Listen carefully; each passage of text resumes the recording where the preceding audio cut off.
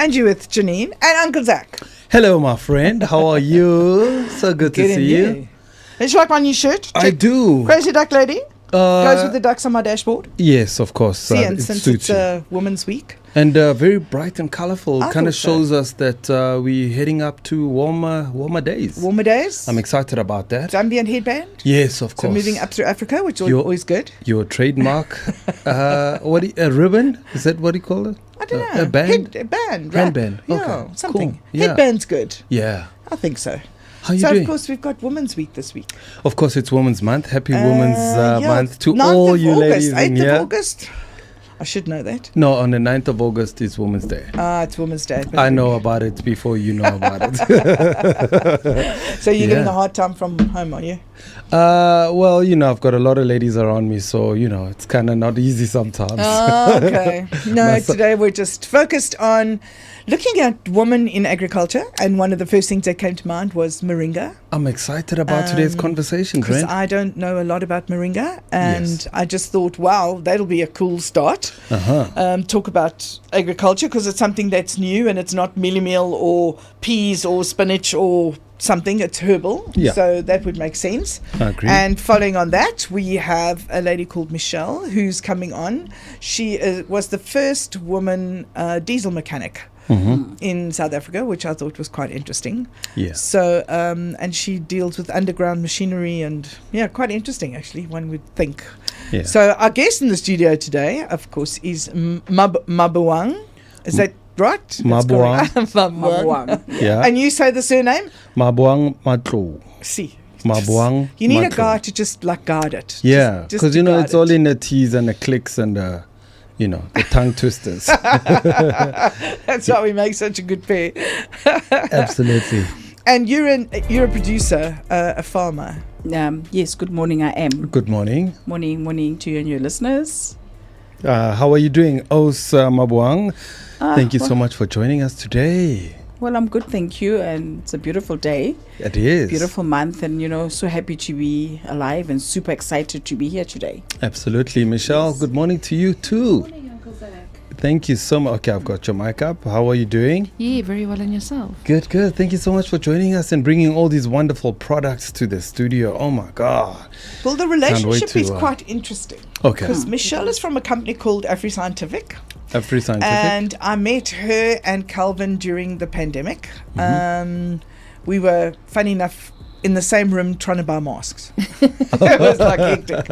And that's how we kind of connected. Okay. And Afriscientific supplies the machinery that the small farmers use for Maringa to be produced. So it's a small farming it's a small farming product which allows subsistence farmers, small farmers, to even create Maringa on a small plot. Okay. And that's what Afriscientific does, is they supply the machinery that allows that small farming to produce it as you see it, the end product, not so much the packaging, or does it also include the packaging? It does include the packaging. Oh, well, there you go. On the client, yeah. So let's start with you, Maboang. Tell us a little bit about where does it start? What is Maringa? How do we kind of get to where we are today? Okay, thank you very much, Jenny. So I'm the CEO and founder of Lefakong Farming. We are based in Bosblas, Northwest Province. It's a small little village. Bosblas. Yeah, Bosblas. On your way to Makapanstad. Oh, yes. okay. Yeah, Rustenburg kind of? No. More we're on the border of Gauteng and Northwest. Oh, okay. Yeah, Sort so of if Hammanskraal side, Hammanskraal, Timber. okay. Yeah. Okay. So we started Maringa production 2017 till date, and it's been quite a journey, and I'm so super excited to still be on this journey. Yeah. And the reason why I started Maringa is because of it's a superfood, and I looked at all the nutritional value it had and analysis it had, and most important of all, it gave us a shelf life of 24 months if dried properly. So we could then potentially play around with products, look for access to markets, etc.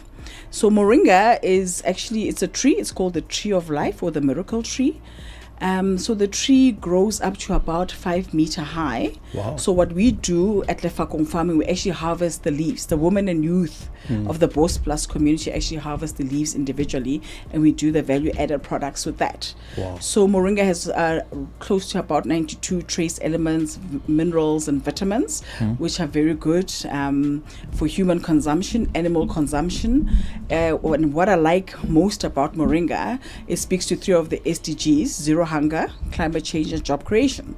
So we're actually creating that enabling environment for our rural village to be able to grow in that space, you know, and create opportunities for our people while we're taking care of the climate and, you know, also feeding the hungry. That's where we are with that. Wow, beautiful, man. What a story. I just want to go back because you've said so many things that I found interesting. So you're telling me that you've got the community involved in your area, in your farm, women and young people, of course. Yeah, that's correct. So we work closely with government, Cocta Department. Under their community work program. So they've given us 11 women and youth who come to the farm, and they help us with our whole Moringa production, because we do farm to packet. So they're part of the primary agriculture, agro processing, packaging, etc. And the spin-off is that we do mentorship and training for them.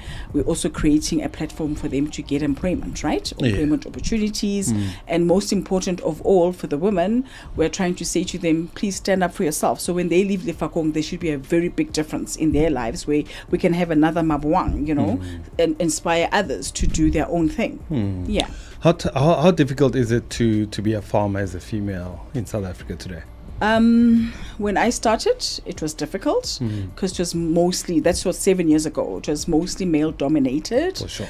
And predominantly white, you know, not in a bad way. But I found that as an opportunity instead of a challenge, so I can grow within that and figure out the spaces, you know, wherever you are, when you see an opportunity or rather a challenge, create it into an opportunity for you to grow in there. So look, it's not that difficult. It's about aligning yourself with your networks, aligning yourself with what you want, and, you know, just knock on the doors.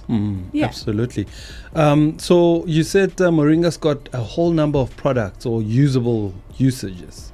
Yeah. So now what do we have in front of us here? Okay, so we do Moringa teas, we do Moringa powder, we've got a Moringa health salt, right?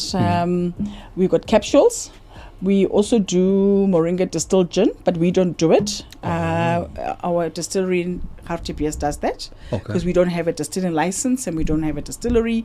But all the products that you see here are basically from the Moringa from Lefakong farming. So that's why it's a versatile plant. You can do a lot of products with it. You can also do animal feedlot with it. Animal feedlot? Correct, yes. Wow. Yeah. Okay. Yeah. This is fantastic. All right, so Michelle, so tell us about your company and how did you start it and challenges in running a business. Yeah, Uncle Zak. So I joined African Scientific in 2022. So I've always been in the industry of lab supply, instrumentation, so from quality control to manufacturing. And then in 2018, my partner Calvin, he owns a company, he was approached by ARC, Agricultural Research Industry, specifically for Maringa. So there was a lot of research back in 2010, 2012. So they didn't have anybody to assist them on the processing side. So that's how we got involved. So yeah, I've been growing with the company, obviously Calvin being my partner, so been there from the beginning, but not necessarily working with them throughout. So yeah, it's been very empowering. And the great thing about Maringa and about the farming in South Africa and Africa, it's very driven by females. And that was actually something that sort of touched our hearts, and we've been getting more and more involved with small, substantial farming just to get the community going. And Maringa, like Maboang said, is such a great product. And to actually train the people, show them how to grow it, how to harvest it, how to produce something, and then sell it within the community. And I must say the women are incredible. And there are a lot of women actually studying in university now, and actually going overseas to China, all over the world, doing theses. not just on Maringa, but all other medicinal products that are actually grown in South Africa. So it's So very how do you positive. find the health benefits in plants? Like, where does the process begin? So you pick a plant, and we'll take Maringa, Okay. and somebody says there's got to be a health benefit to this. Okay. How does that start? So with the Maringa, for instance, it's called the tree of life, but ordinarily we then take our products for testing, right? We engage with other stakeholders, like your doctors or professors in that space, who will then teach us and show us the benefits of it. So we don't just say, oh, it's a natural product and it can help with 1, 2, 3. Everything is got data and scientifically backed up, and that's how we get to where we are. To make it may assist with, I'll do a disclaimer, it may assist with certain things, because then we have the data on that. It's also, they call it the tree of life. It's been there for more than 100 years, right? It comes from India, it's all over Africa, and it's helped a lot of people. I mean, I'll just give you an example. Kuli Kuli Foods, the owner, Lisa Roberts, they are US based, and she was telling me a story of how she came about to be in Maringa. When she was studying, or she was in Africa, I think it's Nigeria or Ghana, she couldn't eat meat. But the locals, said, oh, there's this tree of life, and she started taking that, and her whole outlook to life changed. Her health became better. Wow. And she says that was like almost 15 years ago, and ever since she's not looked back. The Maringa has been the thing for her. Wow. So it's data coming from way back, and now as we progress with what's going on out in the marketplace and in the world, where we now see all the other benefits and effects that it has. Yeah. So take us through the process. Like, is it how do you plant it? Like, is it like a normal tree, seeds, plant, wait for it, water it? Yeah. So basically what we do, you can do direct planting, or you can raise your seedlings. Okay. So let's just take the example of seedlings. Once they're 72 centimeters, they're ready to be transplanted, right? Okay. And then from there on, we do a vigorous watering process for the first month, so the trees can adapt. All right. After that, the rest is history. You've got a tree that lasts. Scientists say 30 years, I say 10 years. But, once you've planted the tree, you sort of can't change your mind tomorrow morning. Oh, we don't want this moringa here, we want spinach. Yeah. You must be sure of what you're doing. So it's the tree that stays there for life. Literally. Yeah. So the tree remains there, and then all you do is just take the leaves. Yeah, harvest. We just keep harvesting the leaves and the seeds, etc. So the woman will harvest the leaves, will put them in a dryer that Michele has supplied us, a dehydrator. Okay. Then we do agro-processing with it into your tea bags, powder, or whatever it is that we'd like to do.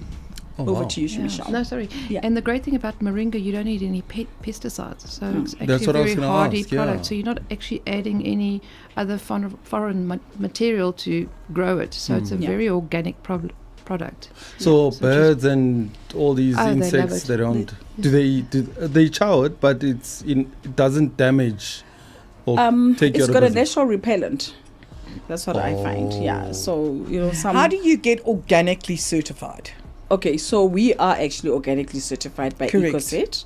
And that's obviously opens up global markets, but most important of all, it means we're literally growing our stuff organic. So Yeah. it's also a vigorous process where EcoCert comes out. There's standards that have got to be in place, SOPs. Is that a company in South Africa that Yes. is a governing body to? That's organic? correct. Yeah. So EcoCert's head office is in France, but they've got sub offices around the world. So in South Africa, they're based in Cape Town. So you make an application to them, and they come out to the farm, and they sort of assist you. It's so much tedious work, that we got to do. Standards have got to be up to par. There's traceability issues, batch numbering. So it almost actually, what it's taught us as Lefako is to grow and say, you know what, to be a fully fledged company, you need to have all these systems in place, right? Your batch numbering, traceability, which we never used to have. And, so that's helped us a lot to be at that level. And most important of all, that we've not been feeding our soil anything that's not organic. And how did you find the right spot to grow this?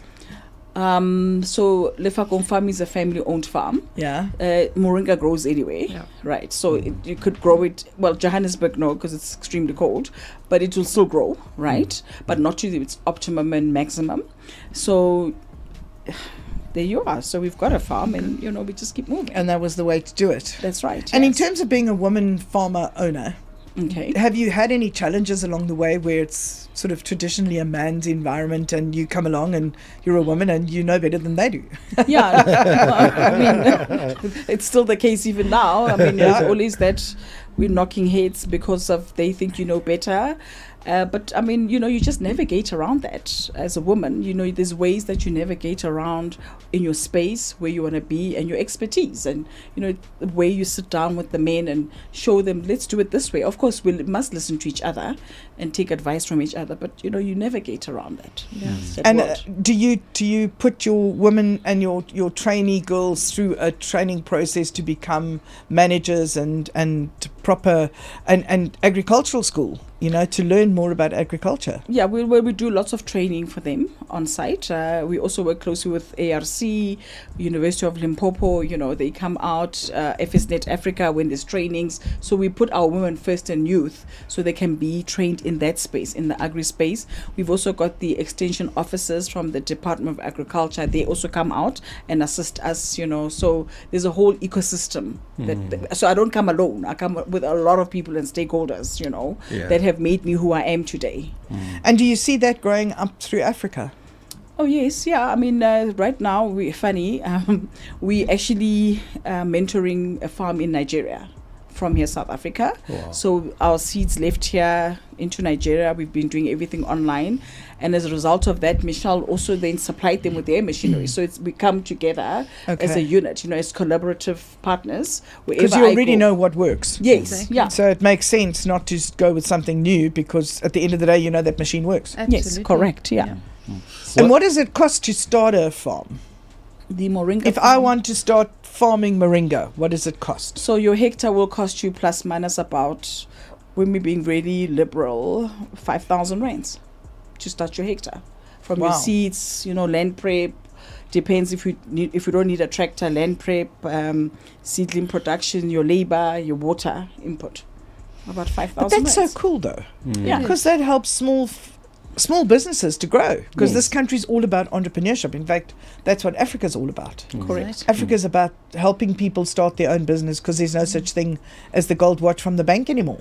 That's right. Absolutely. And that's, I think, why the ARC and the government got so involved, to have the farmers grow and then have co-ops sort of in a region so everyone can bring their products, their produce, and then process it. So it's actually working quite well. And So how's it's the all market data. receiving the product? Locally, if you go to Discam's Clicks, I mean, there is a lot of Moringa products, right? Yeah. Nature's Choice, Origin Organics, etc. You can name a lot. But what I found is that with Lefakong farming, the Moringa, we were actually more people globally accepted our products. So we've done a lot of trade shows with your DTIC, CITFA, etc., that exposure level. And that's why we're sitting here now with the EcoCert, and we're now going to start supplying the US market. Wow. Yeah, with the actual powder, bulk But isn't powder. Trump going to just whack you because A, you're a woman, and B, you're not from the USA? No, we're going to do it via Hamburg. We'll send it via Hamburg. It will go through Germany. Yes.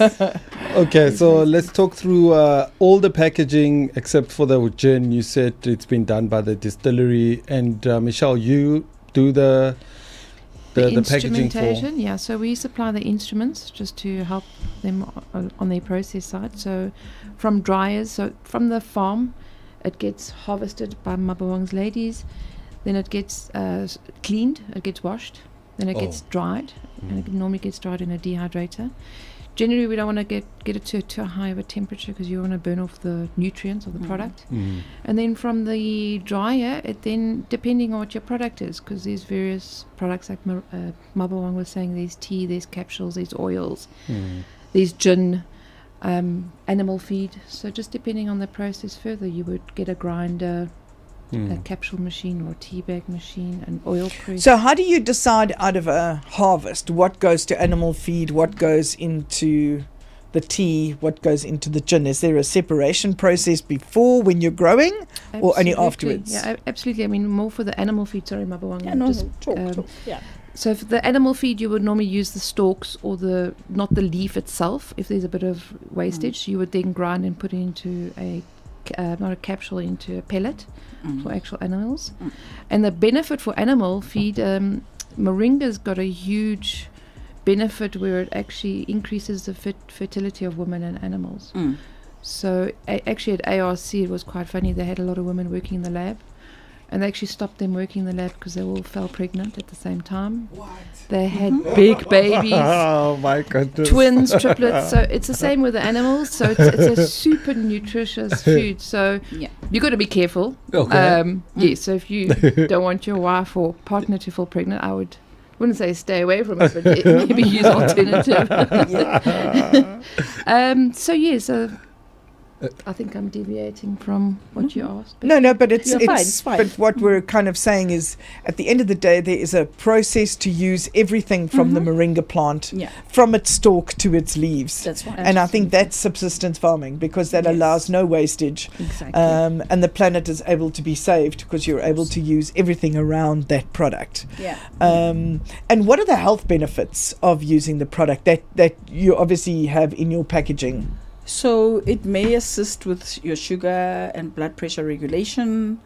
It actually gives you that added energy, right? So your HIV/AIDS patients as well, you can assist them, your cancer patients. So it depends what's going on with each individual.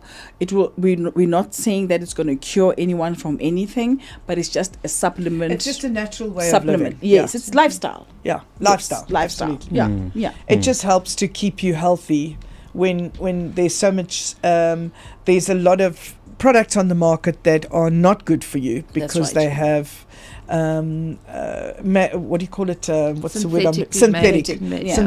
Where this is all natural. Yeah. Exactly. So, for instance, with Moringa, it's got lots. Like you don't need to take iron tablets. It's got a certain percentage of iron. It's got vitamin C. It's got potassium. So you see, it's almost like a one-stop shop, right? So where you don't have to go now augment with another iron tablet or a vitamin C tablet. When you're taking this consistently, you can see the benefits. Absolutely. I'm looking at the actual capsules. Very interesting that you say that the health benefits are exactly what you've just mentioned now. So I see you've got two types of, is it the same thing or two different types? Is it No, it's the same capsule, just packaged differently, 60s and 30s. Yeah. Together with those ones as well. It's the size. Yeah, so this is what the capsules will look like, right? Okay. So the color and things like that, So you know what you're buying. Okay. Yeah. It's got a bit of a bitter taste, so it is an acquired taste. Okay. Yeah, so that's why Maboang has added other ingredients. You've added ingredients to make it cinnamon taste better. infusion, lemon infusion, obviously with other benefits. Well, that makes with sense. Oh, is that in a powder form? It's tea bag in a leaf form, crushed leaf. Oh, Yes. it's in the tea. Oh my God, with cinnamon So infused. you see, as you say, it's the same as rooibos tea. Rooibos tea has a very distinct flavour, and this obviously with ginger infused, it's got more of a ginger flavour. That's right. And these are tea bags, right? Correct. Yes. So you don't have to worry about finding a tea strainer. No. And I Wow. love the packaging; it's so interesting. Yes, It's Thank fun you very too. much. Yeah. Okay, very And it tells you interesting. each one. Does each one have a different offer in terms of your health? So ginger, you'd use mostly for your flus, etc. Cinnamon, your sugar diabetes. Cinnamon's got this natural sugar, so your diabetes people could potentially benefit from that. The berry one's got hibiscus. Your blood pressure guys can have another added benefit. Lemon for your detoxing. So it all depends. It also helps with weight loss. If you're losing weight, it just helps you with nutrients. Yeah. It's not going to take off the kilos at a speed of naught. It's going to just help with keeping the nutrients going while you're trying to lose weight, because that's when you lose a lot of your natural ingredients through your body. Correct, and it gives you that slow release energy throughout the day. So it's not like your coffee where, you got this high and then 2 hours later you're slumping. With your Moringa, it gives you that consistent slow release energy throughout the day. And how long has Moringa been around? For years, more than 100 years. Even more. Really? I think, Yeah. I just wanted to check now. So you can take a tea bag, take a capsule. There's never an overdose, and you've spiced your eggs in the morning. There's no overdose on it. Look, you cannot overdose. Okay. Look, if for instance, if you've taken your 2 capsules in the morning, you can have your tea bag in the afternoon, right? Okay. You can supplement it like that. Okay. We also don't want to advocate people overdosing, because that's also not good. Yeah. You know, anything overdose wouldn't be good for the liver, kidneys, etc. So, you know, that's why we workshop you when you're going to take it, and we know you just do your own program where you know, okay, capsules work better for me because I'm always on the run, or a nice cup of tea works better in the evening or afternoon, you know. So you got that balance in your system. Yeah. The health benefits for men, are they the same, obviously? Salome would, But anyway, some Salome, well, some people would say it helps with libido. Yep. Because I've heard that, but nobody's confirmed it yet. Yeah, so they say Can you confirm it? I'd love to do that. Okay. I'd love to do that, but I don't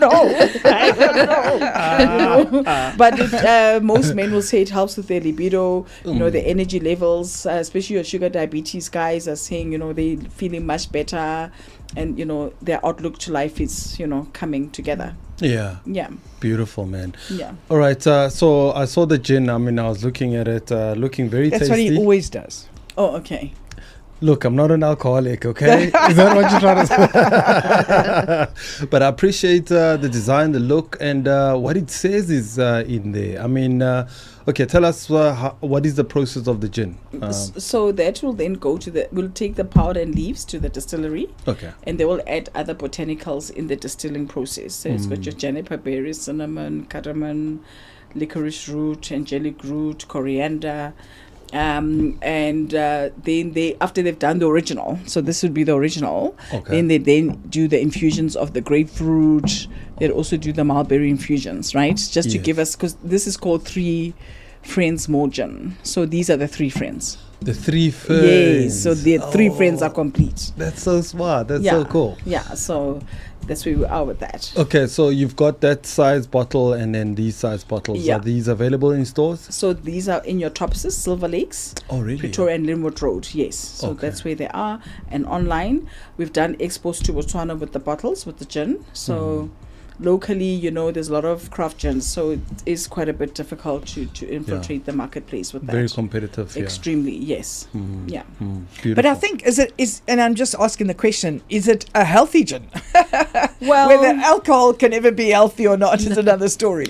Look, there's those people who've taken it are saying 0 babalas, so I'm assuming it is quite a healthy gin. Okay. And you know, gin is a diuretic because of the juniper berries, so it helps a lot of people with diuretics and things like that. But you know, disclaimer, you know. Yeah. Okay, well, I don't mind being a guinea pig. I'm sure he give doesn't. you some feedback. That'd be great. So tell me a little bit. There's a salt, I think, on the table here. It's behind my laptop. That's right. Organic Maringa health salt. Yeah. Does that replace the salt that you normally use, which is your ionized salt? Yes. So we're saying it's because it's part of lifestyle, right? And it's the salt came about because we looked at products that can actually sit on tables, sit in households, and be healthy. And you know, if you're using iodized salt, it's not good. But it's pink salt, Himalayan salt. Oh yes. So it's moringa leaves, Himalayan salt, and your chilies or garlic. I mean, instead of your parsley, you can put it on your potato salad, on your eggs, cook with it, you know, and just, you know, make it exciting in the kitchen while we're giving people or the end user added healthy benefits. And it's quite interesting that myself, as both a mom and a wife and a 65-year-old, don't know a lot about it. Okay. And it may be because I've had my head buried under a rock, I don't know. But there doesn't seem to be a lot written or a lot of information out there. They bring out things that you can read from overseas, and then you have to go and check to see if it's true or not true. But the Maringa itself doesn't have it's got a big following if you know about it. Yes. And then suddenly you see, oh, did you know about it? And it was, I knew about it. Yeah. But when you try and read about it or you look up, it's difficult to find information on it. Why is that? I guess it's because, you know, everything is work in progress all the time. Hence, even at Lefakong, we're trying to do workshops, right? Okay. So we're workshopping people to say, okay, this is Moringa, these are the benefits. If we're sitting in an exhibition, we're workshopping people. So everywhere we go, we're workshopping people. Even right now, we're workshopping you to say, well, here's Moringa, you know. So everywhere we go, you know, we're preaching that because, you know, it's very important that people know about the health benefits, know about Moringa, what it is, and how it can assist, you know. So, yeah. And I think that's the most important thing, is getting more people to know about it. That's correct. Especially, is it a South African originated product? No. No, it's from India. India. originally. So it's India. And so that makes it a plant that shouldn't be here? No, not at all. Can be anyway. It can be anywhere. So it is allowed to be grown here? Yes. Because we've got the right soil and the right Climate. climate, etc. And has it done well in India?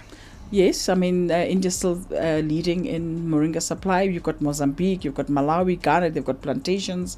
You've got Nigeria, you know, up Africa. I think some parts in the US has, you know, where they actually grow. I was reading that they actually grow Moringa.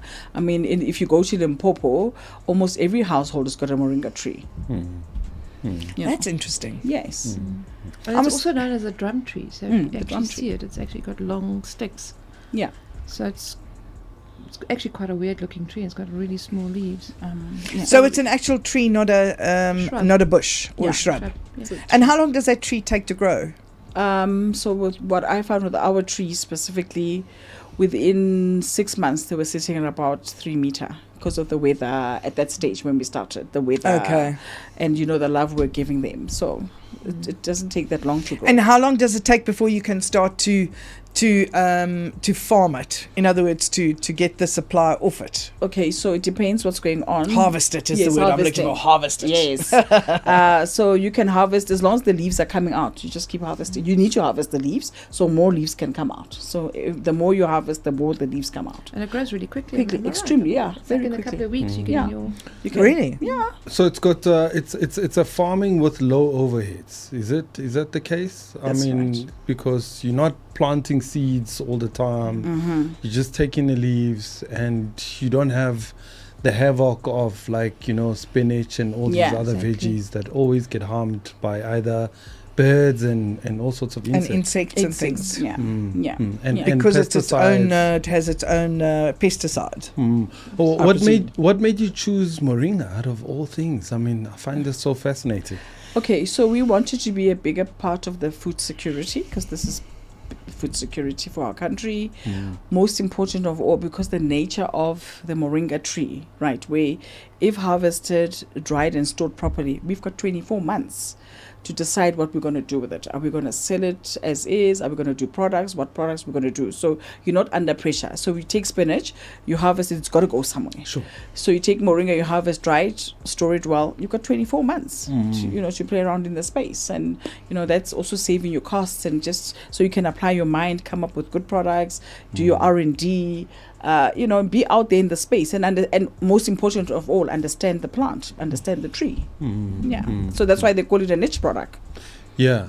Is it difficult to sell?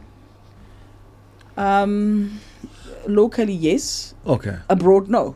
Okay. Because it's a superfood. Yeah. And US, Germans, everyone out there is really looking for that alternative, and they love Moringa because of the benefits it has. So globally, I think it Not maybe at all. goes back to what you were saying, Janine, earlier. yeah. Maybe these in South Africa is not so well known is because they're We're not not so that- open-minded. yeah. We Yeah. always go to the chemicals and the And we see it probably as an African herbal product rather Yeah. than a superfood. superfood, yeah. And it should be seen as a superfood because if worldwide they accept it, it should be accepted yes. here. Yeah. So I think it has to enter that market properly before it can really take off.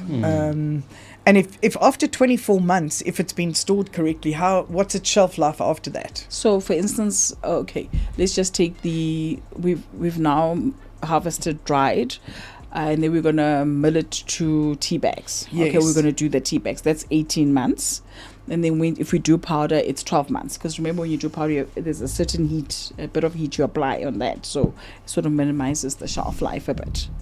So you're still within range, you know. Okay. Yeah. Because when it's shipped overseas, it often goes over with containers. Because That's we correct. have a client called Sapro, and they export all the South African goods overseas. That's right. And when they export, they have to know that it's got to have a shelf life of 6 months because of the 3 months it takes to ship.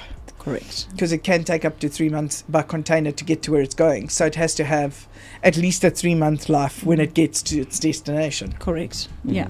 Yeah. So it does fit into that profile. Perfect. Perfectly so. And is there anything in the product that people can be allergic to? That's difficult. It's a natural product. So that's why it's always important for one to understand their blood type and their health profile, right?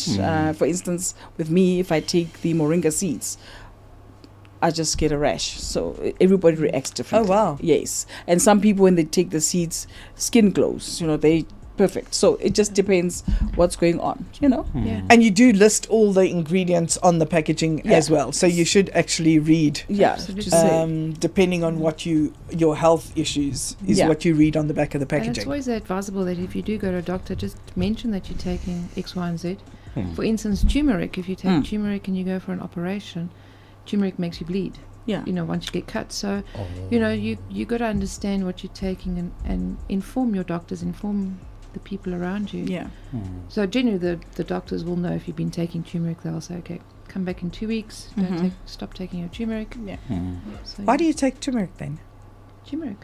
Turmeric is also a wonderful What does it do? Anti-inflammatory. anti-inflammatory. Oh, is it? I take a lot of turmeric. Yeah. Do you? Yeah. Yeah, I mix turmeric with ginger and Yeah, garlic, that's right. with some crushed chili, and then with Make honey. a sandwich bread. No, I I put it in. I actually just made one this morning, so I made it into a bottle, like a 1 liter bottle, and then I just have shots every morning out of it. Yeah, so I feel like I haven't been sick like quite bad in a very, very long time. Even now, I mean, I've been riding a bike throughout winter, and I haven't been sick at all. Yeah. So That's bonus. So you should put that recipe up on the. I should. our site. Yeah, no, definitely. That'd be a But good now one. I'm interested. You're going to in add these moringa products. now, Yep. Uncle Zak. Now I'm No, going you're to gonna add add moringa. moringa. You've I'll been take dancing off the moringa. walls. Zak. Yeah. You're bouncing off the walls. Oh, bouncing off Take the over bike. the world. Yeah. So what do? You put some of them in a shake, or do you just have it as a tea? What do I was you do with the thinking about- powder? Yeah, I was thinking about a shake. Yeah. So, Yeah. powder. Powder, I mean, for the nutritional value, what they do at orphanages and shelters, they actually put a tablespoon in with a pup and they make it like that. Which one is the powder? That one. Where's powder? There's There the was powder. Yeah. Is that So the you can powder? put it in your Yeah. food, you can put it in your porridge, you can, however you want to take You can it. put in your pasta, Pasta, pap. You can make scones, Yep. cookies, gummy bears. Oh yeah, gummy bears is a big thing at the moment. Gummy bears. Gummy bears, Yeah. and what a lot of people are getting involved is they're mixing moringa with hemp. So that's another industry that's booming, and cannabis. Yes. So yeah, it's Yeah. Are you dabbling into that? Not I've yet. got a hemp license. Do you? That's correct, sir. That's unbelievable. yeah. Okay, so you're This looking woman to. is moving But it and would be a grooving. natural progression Yes. because it's also now becoming a health something that you can take to just improve your health. Correct. But though there's a lot of red tape around, Yes. you know, hemp going into the marketplace, etc. So we're also still trying to find our feet. But knowing you, after you've done this with Maringa, I can't see that being a problem. Yes, and just trying to see what other R&D differently we can do, you know, what other products we can do, what can they collaborate, you know, very important, you know. That's actually interesting. Hemp and moringa. But you see, they've also got creams. There's a cream Yeah. and a lip balm Balm, on the yeah. table somewhere. Yes, here we go. So that's done with the moringa oil. So there's a Maringa that they make a lip balm, and then there's also a cream. Yeah, you can do a beard oil. We've got a beard oil. We just didn't bring it. Yeah, I've got a beard oil. Oh, you got a beard oil too. Yes, Come with the on moringa. now. I'm telling you, your beard must be soft, you know. You can't have these beards and they're not soft. No, Absolutely. for sure. Yeah, Yeah. it's a problem.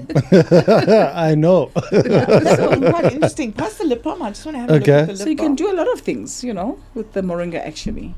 And is this after, which part of the moringa do you use to get this product? The seed. Now you've used the stalks to get the leaves. So that's a seed, like Maboang says. The seed. And then you actually press it. So it's an oil press.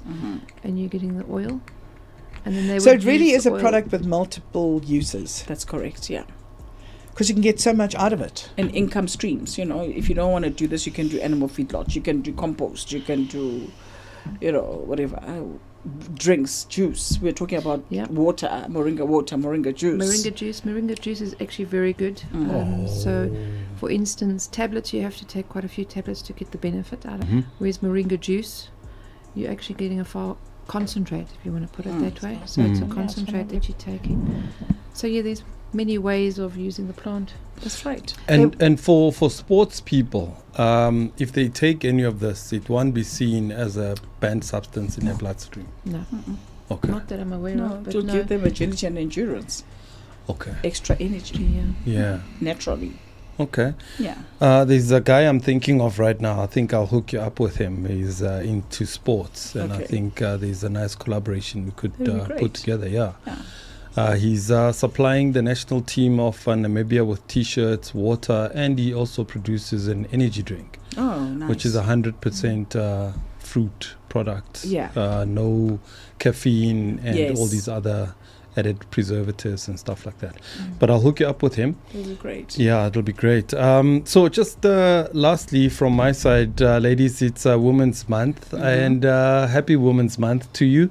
I want to get your feeling as to whether it makes you feel special that it's a month dedicated to ladies, and what does it mean to you? We've got the 9th of August coming up on Saturday. It's a big Women's Day. Do you subscribe to the notion of this whole celebration and appreciating women? Let's start with you, Oz. I believe that Women's Month, day, week, whatever, it's every day. Yeah. Right. So we should celebrate ourselves, celebrate each other, and we shouldn't wait for the 9th of August for that to happen, right? However, of course, it is a date in the national calendar, so we shall celebrate it and, embrace each other. But I think the most important of all, even in this platform where we're sitting with women here, we're embracing each other, working at collaboration, so that should be ongoing. And most important of all, love each other. Yes, love each other. Love is very important. Very true, very true. And how does it? How do you respond to that? You look shell-shocked. I know. Deer in headlight. Oh dear. I agree with Maboang. I think we should be celebrated all the time. I think things have changed quite a lot over the last few years, especially in the farming industry. I must say we've always been welcomed with open arms.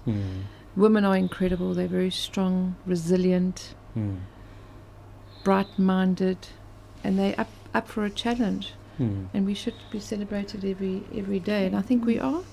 It is a challenge, as everything is in life.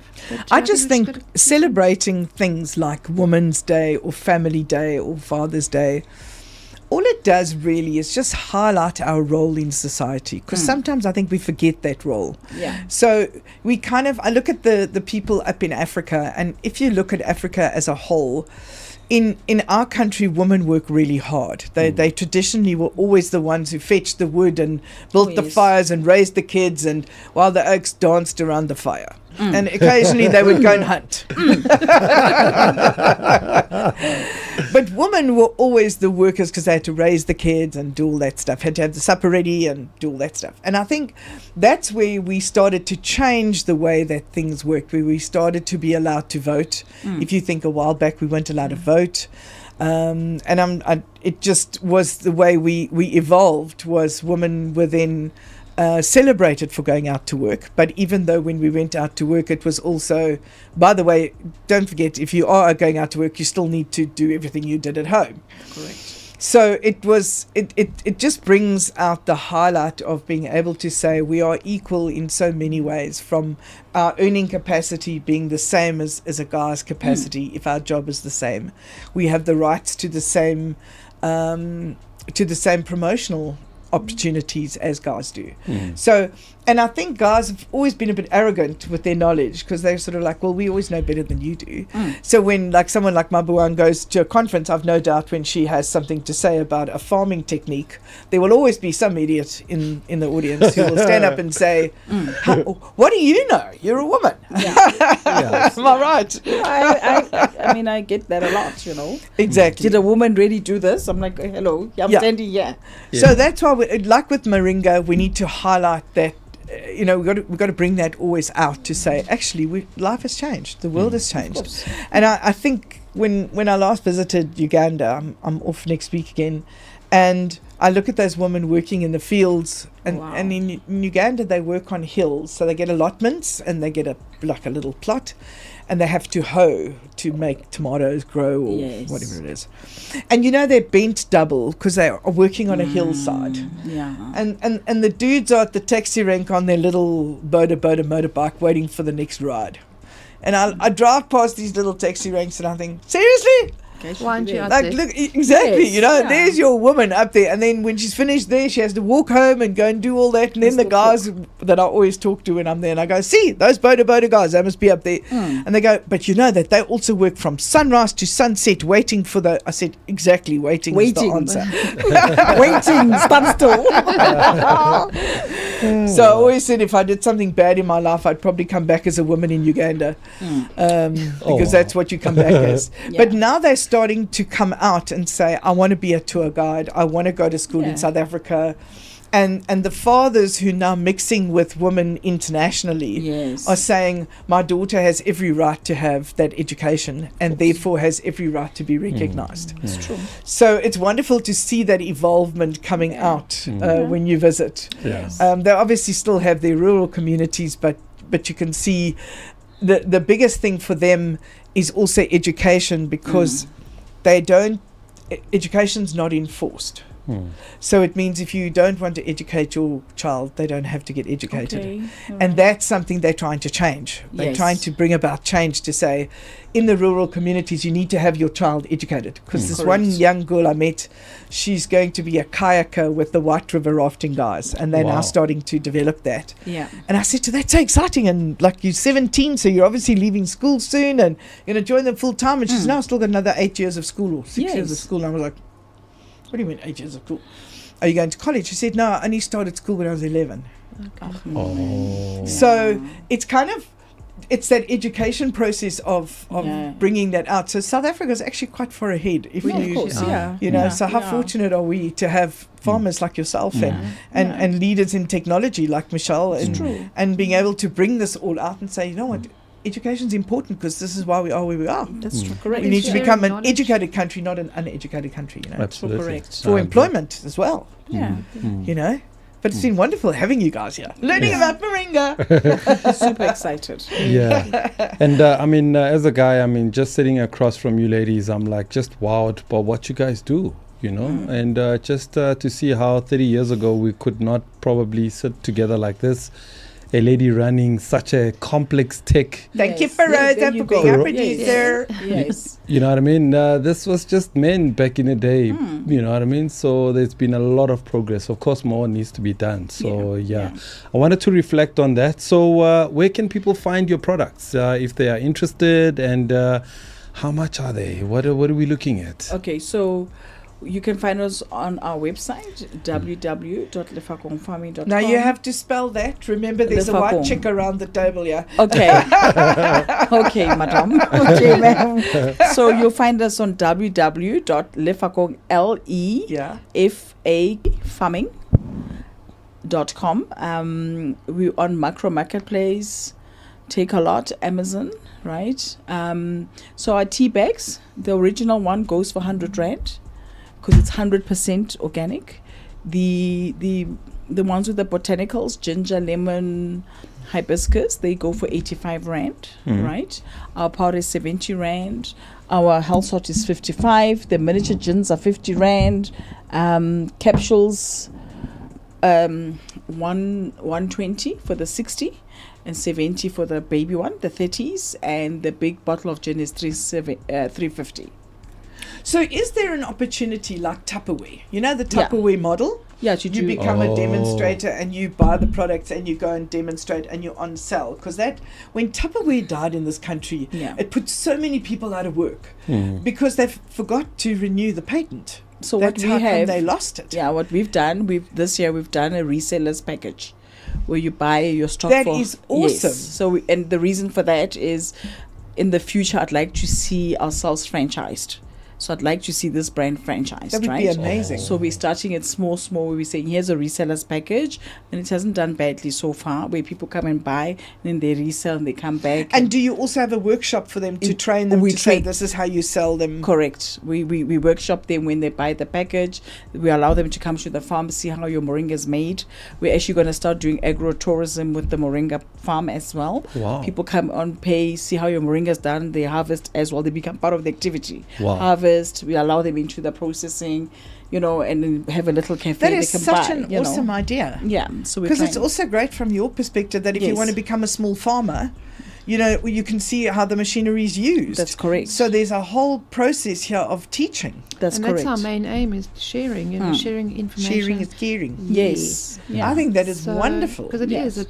It's knowledge, it's understanding. And where do we sign up for the reseller package? Because, we live in the East End, so we're far from the spas on that side. With Salome, myself, I'll give you my details. And then can we put those onto our system just to say if you want to know more about the reseller package to contact you? Yeah, or they contact you. So what we do, we give you pictures of the box itself as a reseller. Is that what you brought in today? Yeah, you see that brown box? Yes. So it's a reseller's box. We've packed it nicely. You show your people. It looked amazing. This is what you have inside, and this is what the cost is. So, for instance, you would have bought maybe this tea bag at $50. You're selling it at 85. So you're making whatever you want to sell it at. Your clients, 100 rand. So you're making your good profit, and that's how we also getting traction on it on our product. I think that's such a great because idea. The guys in your big stores are not giving us opportunities, so we must create the opportunities. Create them, absolutely. So it's like a network marketing system, except you don't have to bring people underneath you. Yes. Yeah. Well, multi-level. It's your choice. It's your What choice. she's Yeah. saying is like, here's your reseller box, go wild. Yes, go wild. Yeah. Because it's a natural product. It's South African born, which means it's easy to reach out and get. Yes. Yes. And I think one of the things that's the most exciting thing is it gives them entrepreneurial opportunities to create a business for your home. Yeah. So because look at our lady sitting on the side of the road, selling sweeties and stuff. Those people put their kids through school. Yes. They don't beg, they work, they get up 4 o'clock in the morning, they set up their little stations, they sell their sweeties and fat cook and whatever, and they put the kids through school. My mom took me to school with her acha. Wow. Really? So there you go. Yes. Wow. How amazing is that? And does she still make it? No. She's Mom. retired now. Yeah, but I mean, she took my sister and I through school through her acha. So That's incredible. And, Even and though that's Dad what was South there. Africans continue to do. So having a reseller package, I think, is wonderful. Perfect. How much and is with it? Yeah. it's 1,000 rands. Okay. Yeah. And that's such a cheap investment. Yeah, so it's got your gins, lip balms, capsule. We package it nicely for you, and you can show your people. What we do also when we train you, we sort of give you the small packages, tea bags, right? Where you want to do a tasting. A tasting, absolutely. Yeah. So Forever does it. You call people, they want a tasting, they taste, they write up, whatever. So it depends what you want to do. So we're saying to you, we're not prescribing to you how you should sell your product. Okay. We're saying, here's your box, go wild. That is such a cool idea. And be in your space where you can own your own entrepreneurship journey and say, I started a reseller here, this is where I am. I'm not saying please do this and that. No. Here's your box, go wild. If you need our assistance with anything, we come in and help you. And they can find it at the Embassy Fair. Remember Sihle Dubli? Who was here with us with a conference an Embassy Fair? Oh, yeah. Yes. She's going to be there as well. You're a speaker as well, as far as I know. Yes, she does. And Michele and them are on our stand, That's hopefully right. with the Maringa product, so we can actually show off the reseller Of product. course, yeah. So anybody wanting to sign up can just go on their website, highway24.co.za, or the conference BFC, embassybfc.co.za. Sign up, come and see it in action. Yes. And And come see the collaborations. and see the Very important. collaboration and how it works. Yeah. And then you specializing in the machinery, obviously you can't bring your machines along. We will bring some of our machines because they are quite small. So we do from small scale, so to help the really small like your guys starting tabletop off, version. and then we go right up to the bigger clients that are doing big processing. So where they're processing 100,000 tea bags a day. Wait, hold on. So the machines that are small that you're going to bring are for tea bags? They for tea bag, for the processing side, so it's the They also grinders, the oils. capsules, making the capsule oils. fillings, the tea bag filling, Oil press. oil press. Because we're going to have a studio there. Yes. So we'd love to see it in action. Perfect. Because that's Yeah. just the way to do it. That will be awesome. Okay, Yeah. okay. Yeah. Shish. See how You- clever you- we are? See how your tea bags are done. Yes, So run that. that's the We can interesting even do thing a is competition. You always look at this tea bag and you think, Yeah. oh, how was that done? No, that's true. And it's super Yeah. quick. It's super Yeah. easy. Anybody can work with it. Ask Maboang. I mean, Of course, it's yeah, just I such mean, a easy. And the material for the tea bag It's itself? actually biodegradable paper, pulp paper. So it's all natural. It's Always got to be planet-saving material. Whatever Absolutely. you use has to be biodegradable and planet-saving. and we do have other materials, but then it becomes more expensive. And then you want to become fancy and have these pyramid tea bag machines, and they're sort of like a silky type. Yes, I've seen those. They're very Those are nice, fancy. but very expensive. Yeah. Those are And how do fancy. we find you? So you can find us on Afriscientific, so www.afriscientific.co.za. You know, talking about websites, I have to just share this. Okay. I'm quite a tech head. genuinely. Okay. So my family turn to me when anything goes wrong or they need anything, or my friends phone me and say, this is happening, please fix it. Yeah. And then I fix it. So yesterday my sister has, talking about sustainable, she makes jewelry out of broken china. So that she upcycles. So she makes earrings and jewelry. If you have something special from a mom or a dad that's cracked, she will break it up and make jewelry from it so you can wear it and carry it around with you. So she phoned me and she said, okay, I need a website. Won't you please just do me a landing page? I thought, okay. So I go on to WordPress and I thought, you know what? Canva has just brought out AI. Make a website with AI. Yeah. So I thought, let me go do that. So off I go, because I know Canva, I'm training Canva. So, but I haven't trained in that section yet because I haven't used it. Yeah. So off I go into Canva. It says there, Canva AI, type in, need a website for mosaic workshops, because she wants to do workshops with her broken china, with mosaic workshops, and enter. And off it went. Created 500 lines of code, the most beautiful website. Wow. Wow. I was so impressed with it. Yeah. Now I can't edit it. Oh, I can't edit the phone number. No. I can't edit the I was talking to the guys at ImagineIt. They were online with me. 3 of us are like all staring at the screen going, okay, now that we have this beautiful website, How do we? how do we give it her address? How do we give it Yes. her phone number? How do we give it her pictures? Yes. Oh. Yeah. So it's given us the body, Yeah. but it's yeah. too funny. We can't actually. So can we were edit. just, when you were doing the www, my sister phoned this morning and said, can I use my www? I said, no, No. not yet. hey. Because I'm still trying to figure out how we're going to edit it. So I can see we're going to go back to the old way of doing it. It's got an address in China somewhere. But that's a woman thing. You see, Yes, guys always think they know better. Women. Yeah. Let me tell you, the guys that are hosting ImagineIt, they don't have a clue. They're sitting just like I am, Like, going, we really don't know. So yeah, so I just wanted to share that as a yes. upselling thing, because she does upcycling, and just like you do, it's all about saving the planet yes. and making sure that the planet is going to be out for. Have you got children, by the way? I know Michelle hasn't. No. You don't either. Mm-mm. No time for them, I suppose. And it was a choice I made. I long know ago. my kids Yes. also, Yeah. because it's just they've got to do stuff they want to do. Yeah. So I made a choice not to have children. But you have so many children, all the workers of on course. your. And this is my baby. There you go. Everybody's child is my child. There you and, go. know, yeah. And I see you're not grey yet, so that's why. Well, yeah. It's And- been such a pleasure, guys. Thank you. It's Yeah. really been Yeah. Just wonderful last having words from you ladies, just to encourage and inspire ladies who are, trying to get into business and being Women's Month. Just words of inspirations. Have the tenacity, consistency, knock on doors. I mean, the only thing they can say is no. And the most important of all, believe in yourself. If you don't believe in yourself, who else will? And believe in what you're doing, and sky's the limit. Absolutely. Yeah. From your And side, from Michelle? my side, I would say, be strong, be courageous. You can do it. Have faith. Connect with people. Talk to people. Have a good baseline. Know what you want to do, and go through the process. It is a hard road, but it's a worthy road. It really is. Absolutely.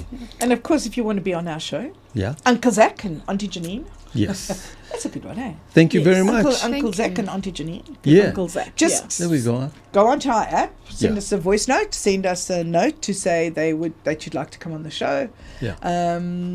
Our show's all about travel, Africa, women, entrepreneurship, anything that makes Africa great. And I think Absolutely. that's what it's all about. Yeah. This has been Beyond the Itinerary. Thank you very much for all of you for watching. We've been live on Twitch, on YouTube, and Facebook, and all various social media platforms. Thank you so much for watching. The first hour is gone, my friend. Can Already? you believe it? Yeah, Can you it's believe gone. it? They With say all these- in the classics, yo, yo, yo, yo, yo, yo, yo, yo, yo, yo, yo. Thank you very much, ladies. Thank you, It's been an guys. absolute amazing conversation So- with you, ladies. I've learned a lot, and quite lately I've been on a very conscious health tip. Yeah. And interestingly, there's some gents I was sending the links to. I say, guys, watch now, because we're busy talking about tea. But this friend of mine, he's bringing teas from Nigeria. Okay. Yeah, he's told me some of the names. I don't even know some of these names anymore. Yeah. But interesting, because we were talking about teas and packaging and all of that stuff. So I've sent him the links. I said he must just watch and see somebody who's perfected this thing. So yeah, I think I'll share his number with you as well, That'd so be that you great, could Uncle learn Zak. a thing or Yeah. two. Yeah, and also the networking, because Of course. they're doing this whole tea thing around Melville. It's actually quite an interesting new culture. Yeah, in Joburg. In Johannesburg, Okay, in yeah, Melville, yeah. okay. So we get together like on evenings, and then we sit at some art gallery, and then we drink tea. Oh, wow. Yeah, a bunch of guys and some ladies, of course, who they come around. But yeah, that's what we do. We do a lot of tea sessions. I was at another tea session 2 weeks ago, which was very interesting as well. Also, just guys using herbal, 100% natural products. It was a bakery that hosted us, and they Wow. do 100% products that are, from the ground. Yeah. And yeah, so we had some sorghum popcorn. I never had sorghum popcorn before, but Wow. they Sounds fried interesting. popcorn, and it popped like a popcorn. Yeah. People are Nice one. creative, yeah. Yeah. Because of that, Uncle Zak, I think I want to donate the teas here to your tea party. Is it tea garden? What is it? Yes. Tea drinking. Okay. Yeah. Really? Yes, you can take them and then You've just you know, made his day. that's Yes. also, but remember, that's also marketing for us. No, I'll market. Yeah. So free market. No, please, can you go and free market it for us? I will go crazy on these yes. things. Yeah. So at least they can get the experience. Yes. We can also, I'll send you the tea tasting We're going to do notes, some photos quickly. and things like that. So they know the ginger's got this aromatic thing while you guys are talking. It makes it nice. Maybe something like that. Okay. Cool. Cool. All right, ladies, thank you so much. We appreciate Thank you. All right, we're going to take a quick song break. When we come back, we'll continue on the second hour right here on Beyond the Itinerary with my friends, Geniene Preston right here. All right, Crazy let's duck do lady. this. You to Cape Town, and I hope that you have one of those buy a house in Cape Town days. That's when the sky's blue, there's no wind and there's no rain, and you think we have to buy a house in Cape Town, and then you do, and you regret it for the rest of your life. We started off with champagne and walked through the wine estate. Just a wonderful experience. A lot of weddings happened there as well. There was, in fact, while we were there, somebody proposed. So they had roses on the lawn, and the family was up on the balcony watching this poor oak, and we kept thinking, as long as she says yes. When you book out the entire venue, unusually, they will give you the suites at the same price as your standard rooms. So you can treat your VIPs at no extra cost because you've booked out the whole venue. So it's a real plus with the Sara. And we're going to be doing fam trips with using travelmatch.co.za. You have to be verified. We vet you. You can apply, but we vet you first before you go. You can't just be anybody. You have to be in the travel and tourism space or the media space or corporate buyers. And then you can come with us on those trips. Via the fam trips, this is how you can know the country and know how to navigate and how to trade, and also who to trade with and who are the key players and who are the business leaders in South Africa. Absolutely. It's a full concierge tour, so we have somebody with you all the time. Not a hassle. I mean, they're not going to sit and eat with you, but they're there the whole time. We've addressed a lot of things that other tours haven't done. Security, which they can choose what they want to do. Full on security, having somebody there discreetly. I don't want to stereotype, but do they normally request for security a man in uniform? Or You can choose. so Of you course can ask for a man. You can ask for a man, very With- much like the village people. Are That's you kind of where I'm referring going. to that? Yes, I Okay. wanted to. Yeah. Can you ask for a Yeah, man yeah. without a shirt? Without a shirt, of But a course, nice in summer. hat. In summer. Okay. That is part of it.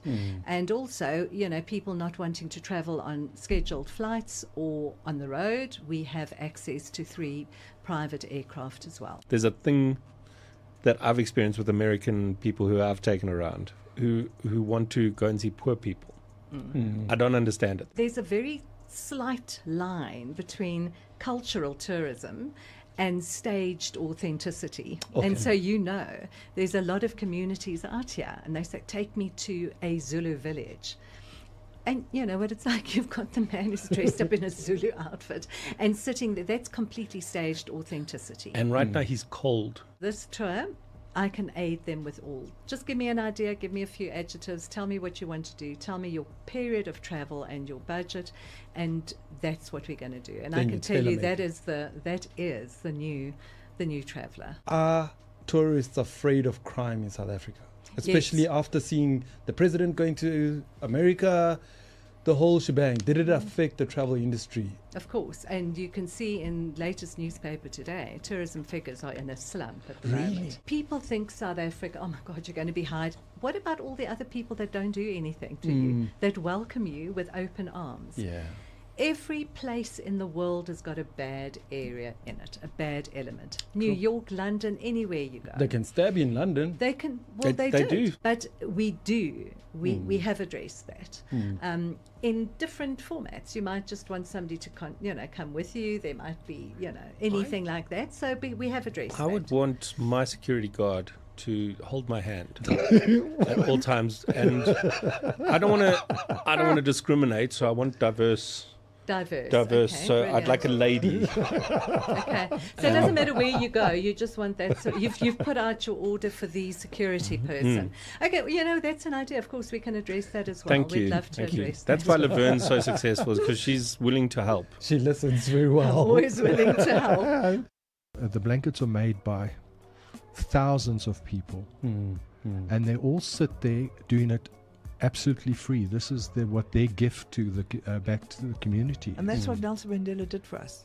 He made us a community, even in other countries. To think that even in other countries they celebrate 67 blankets provided. It doesn't matter what you do. It's taking 67 minutes of your day and giving it freely to someone else. Yeah. So even if it's cleaning your dad's car, I'm hoping my grandchildren are listening because my car badly needs a wash. Oh.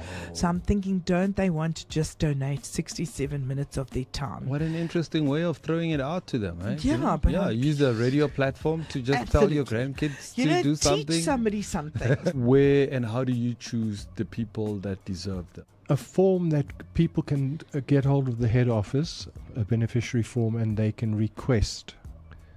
Otherwise, I find I was able to supply the hospices. We did all the hospices. And the scarves are free. They Yeah. put them on trees, yeah. and people help themselves. And the strange thing is, not only poor people.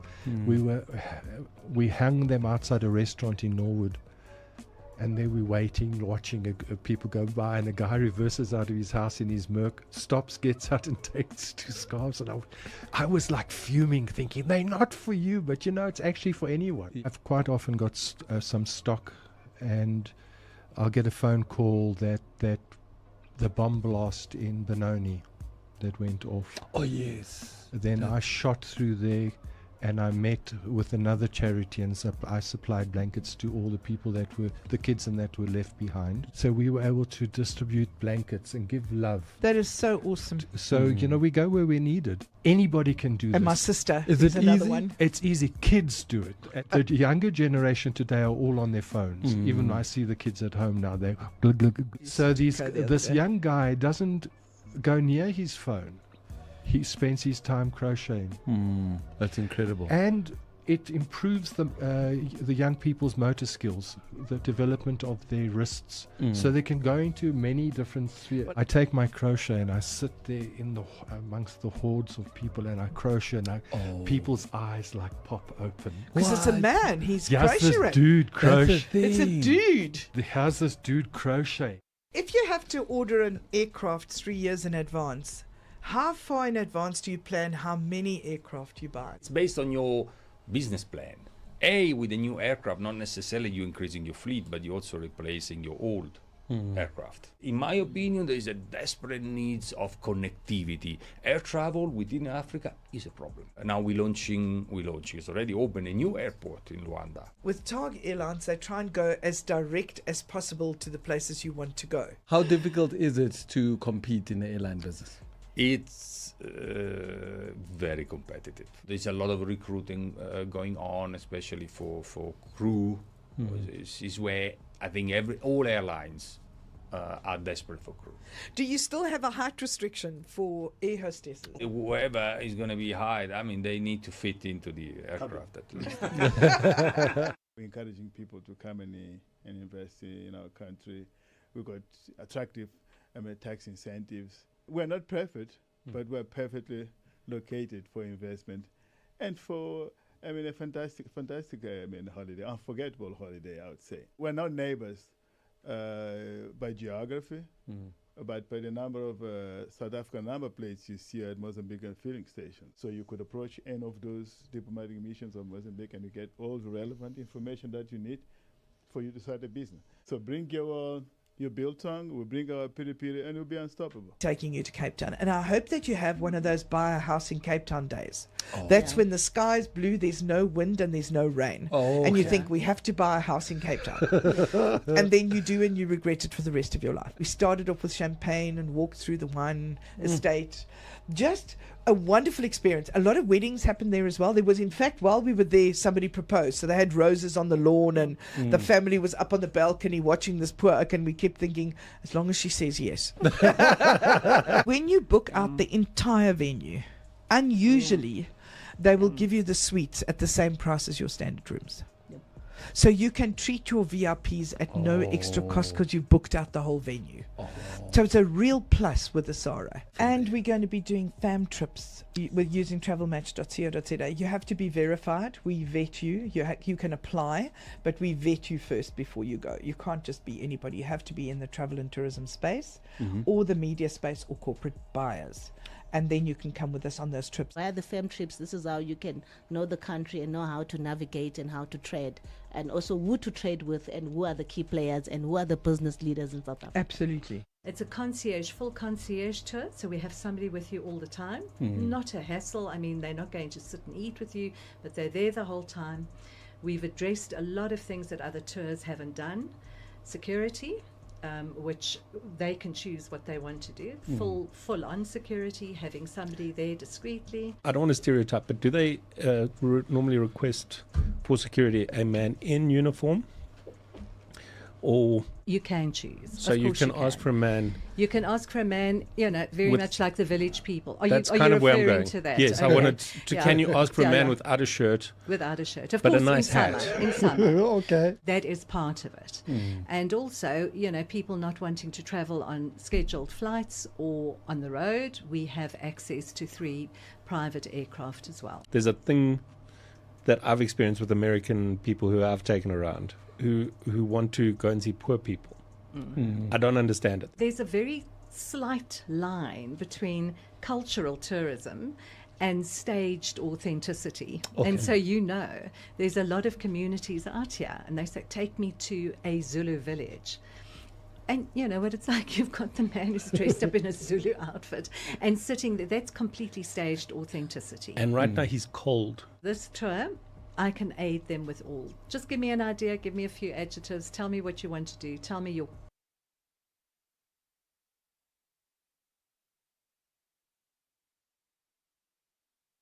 We're into our final hour. Final hour. It's amazing how we have 2 hours. The first hour is like we're in our first hour and then we're in our final hour. Yes. It's like the final countdown. That's it. It makes me laugh, actually, because Thank we only you. have 2 hours.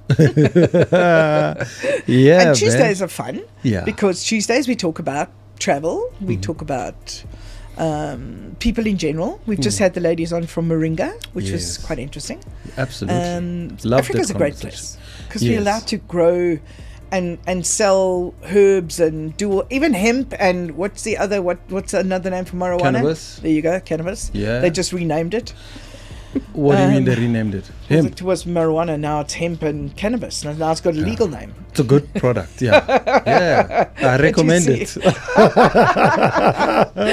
So you see, we're allowed to sell it in this country and we're allowed to grow it. Absolutely. Which is quite interesting because if I think back, they used to put them in cookies. Yes. And then it was like a big hoo-ha because if you smoked, they called it doobie. Yeah, Earlier. doobie, yeah, Do they still call it that? They still call it doobie. Doobie. Those It's names like, have not oh my left, word. trust me. It just depends where you end up. So you think they're going to eventually smoke Maringa? Well, I don't know about that, but maybe if you mix it with some doobie. I mean, it's a leaf after all.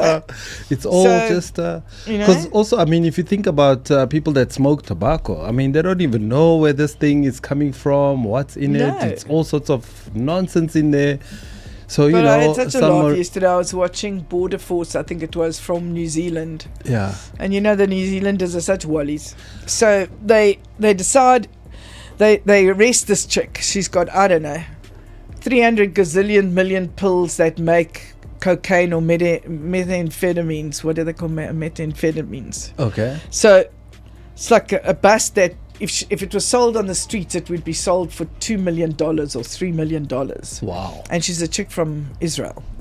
So they arrest her. It's like this biggest drug bust of the year. Like the whole number. Scuttle her off to wherever they scuttle these people off to. And the judge then, she goes in front of a court, obviously, because she's going to get jail time. yeah, And it's a hung jury because the jury couldn't decide if she was guilty or not. oh, even Please, in anyone's name, tell me how you are not guilty when it is in your suitcase that's got your name on it, that you came through customs with it, and then when you say, I know nothing, it was a hung jury.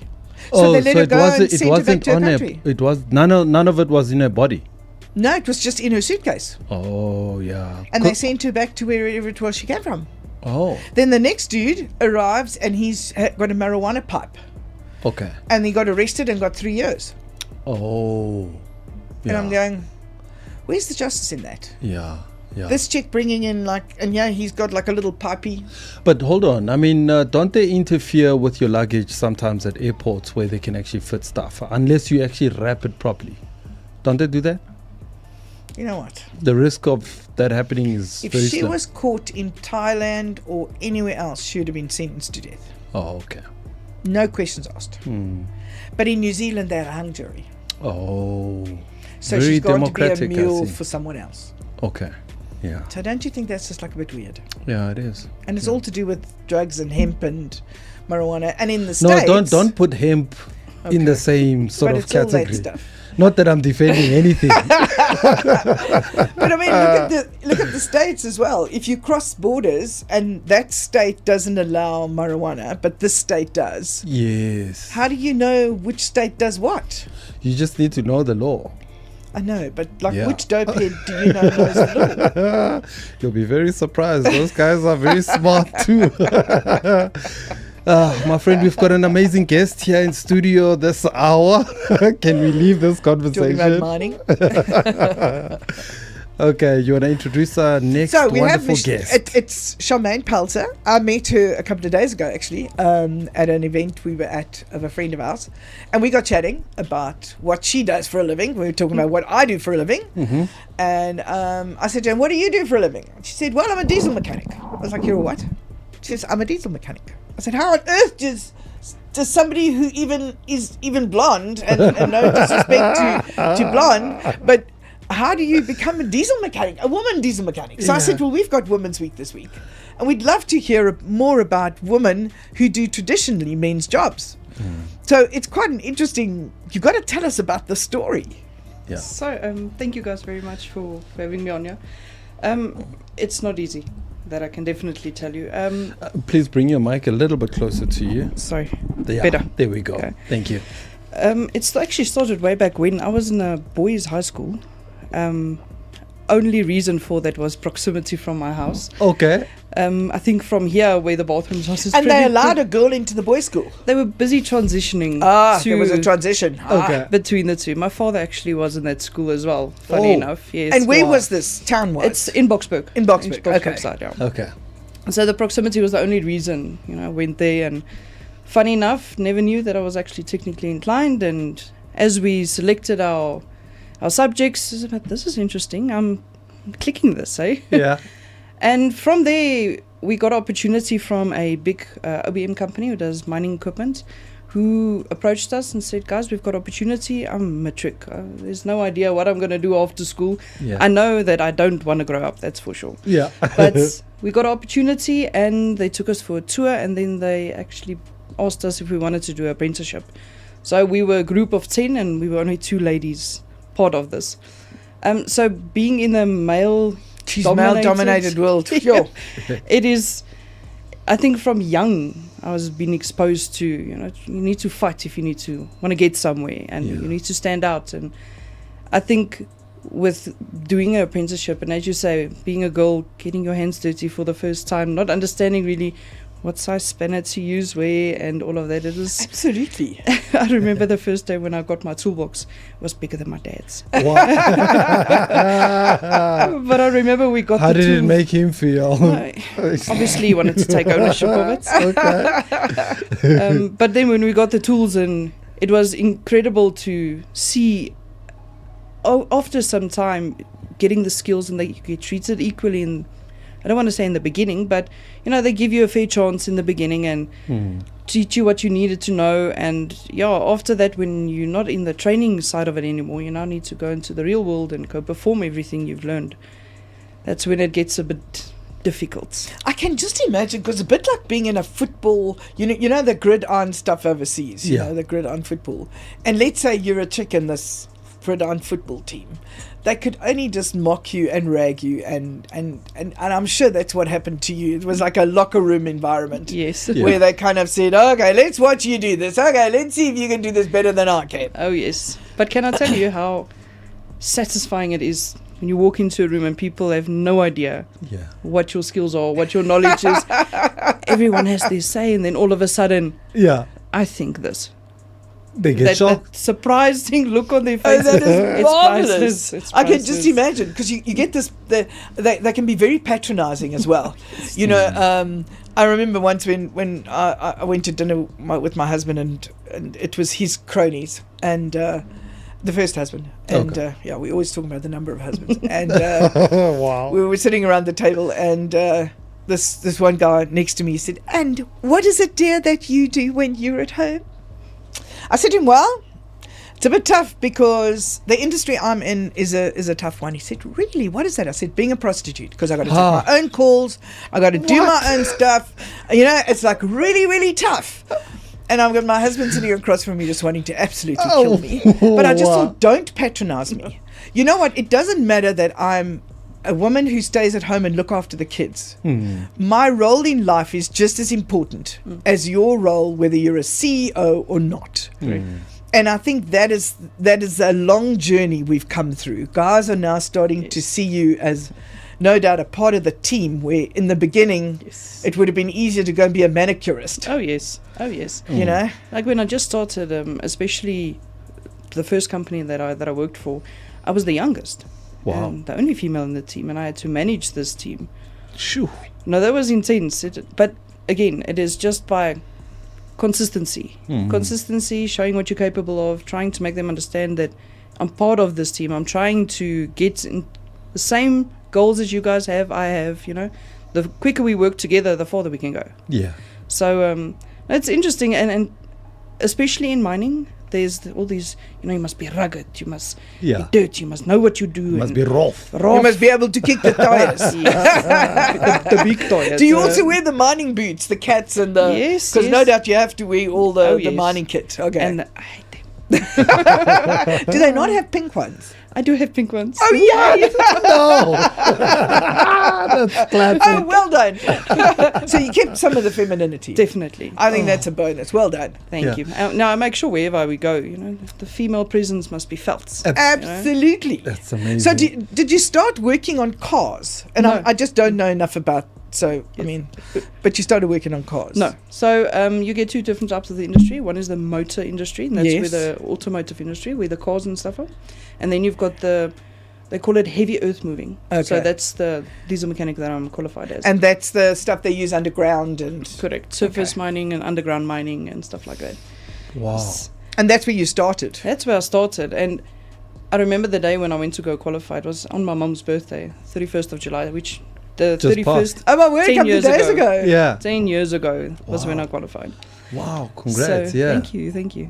I remember when walk in there, they think you're part of the administration team or auditor. Yeah. And the guy who was supposed to do the assessment on me, he's like, "Are you sure you're supposed to be here?" I said, Yeah. "Yes, my logbook, yes." I've been. Yeah. And shame, he was actually, when I'd done all the tests, he waited until last. That was horrible to experience, but he waited until everyone was done, the last minutes.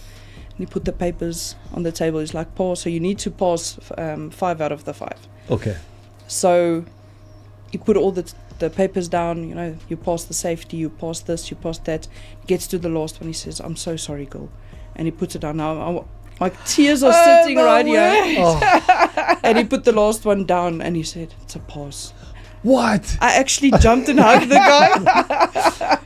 No, but that was an incredible feeling. To halfway through, I wanted to quit. It was really getting to me. It was really, it's except for being a female, you are now expected to do exactly the same things as men.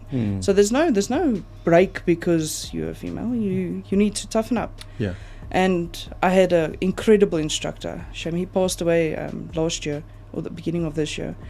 And Harakat. He was Harakat. And I think a lot of that also spilled over. And he said, "You're already halfway. Remember, if you need to start from scratch now, what are you going to do then?" Yeah.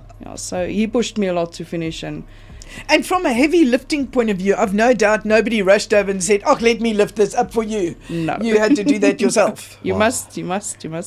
Luckily, I think if you've seen my legs outside, it's quite buffy. No, but it is. They've got equipment and stuff like that, but it's still, you need to toughen up, work out a bit, and make sure that you can do the heavy lifting the same as them.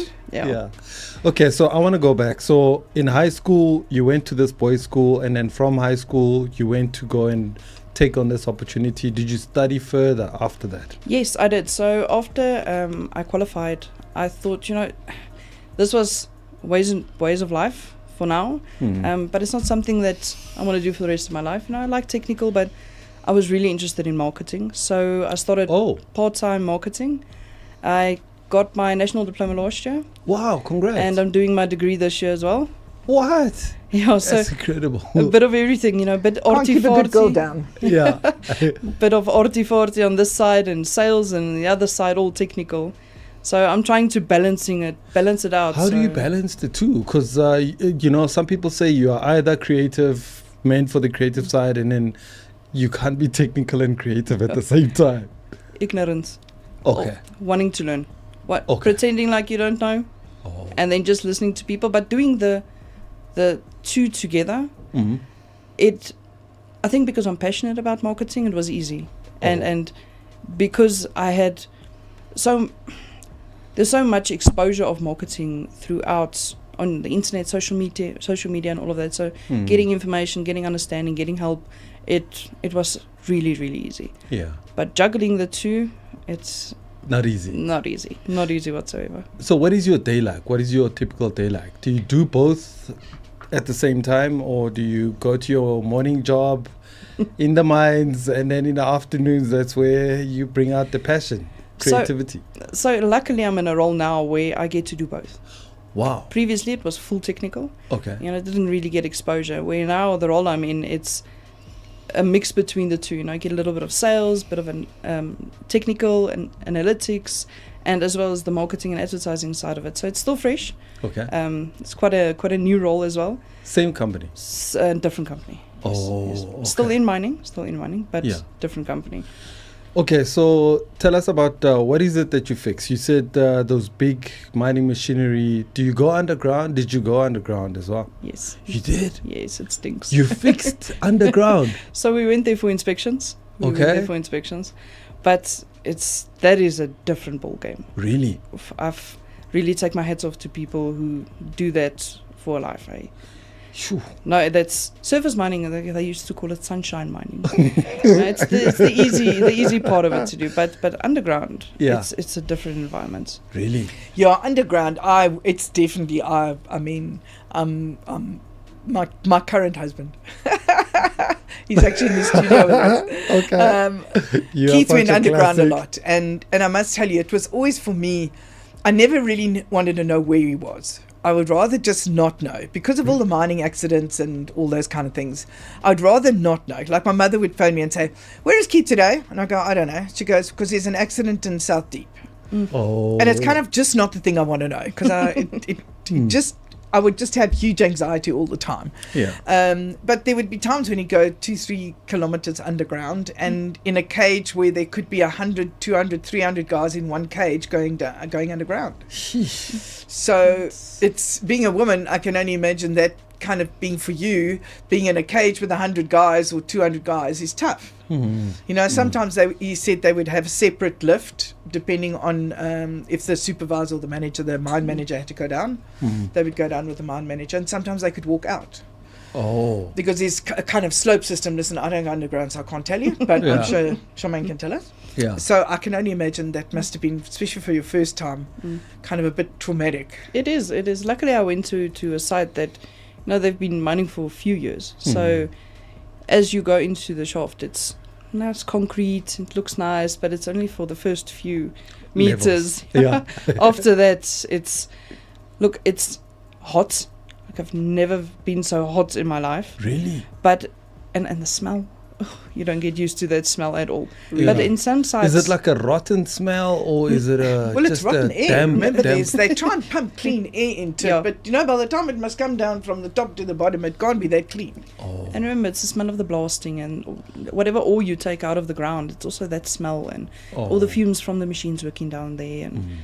And the guys that are at the coalface. The armpits and that kind of stuff also. Didn't want to say that out loud, but they're mining a lot of armpits there at the bottom. And what's it like to go to the toilet down there? You hold it. See, we have to ask. What? You hold it. So you mean you don't drink anything before you go down? It's like you shut down the night before. It's like I'm not drinking anything. Look, you sweat it out anyway. Oh, do you? So yeah. Oh, but some of the sites they actually have their shifts. So there's a certain time that the lifts or the trolleys will go up. If you miss that, you need to wait for another 2-3 hours before the next lift goes. Oh my goodness. So no, I like surface. I'm okay here in the top. Yeah, it's better. Yeah, I'll tell you how to fix it when you're at the bottom. I can just imagine, because that must be tough for anybody. I mean, I look at Keith and the stories that he told me as well, and just a tough one, when the guy's working underground, because there's no light, obviously. You can't see or hear anything except the sound of machines. Some of the guys, some of the guys actually they have got a workshop underground, complete workshop as if you would have above ground. And they say it feels like you're in a casino and there's just no lights. You just don't know really what time it is. But they're so used to being down there that it's almost like vampires coming up when they get to the surface. I'm sure. I used to call them human moles. Yes. I mean, I would see the illegal guys coming out just around the West Rand area. And it would come out of the hole. The Zamazama. The Zamazamas, yeah. And you must know how frightening it must be for them. Because they go in a much smaller structure. They've got no support system. They've got very very rural type systems to keep them going underground. I mean that is I can't imagine anything worse. Even the shafts they go into, it's been decommissioned years ago, so no one's maintaining the safety of that. I mean, any moment something could collapse and you wouldn't even know the guys are down there. Sheesh. Yeah. So from a health and safety perspective, do you go through training quite often to say, we need to train her on the new methods or things like that of... Yes, so any site that you go onto, you need to do a full induction. Unless you're going to work, then some of the inductions take up to 3 months.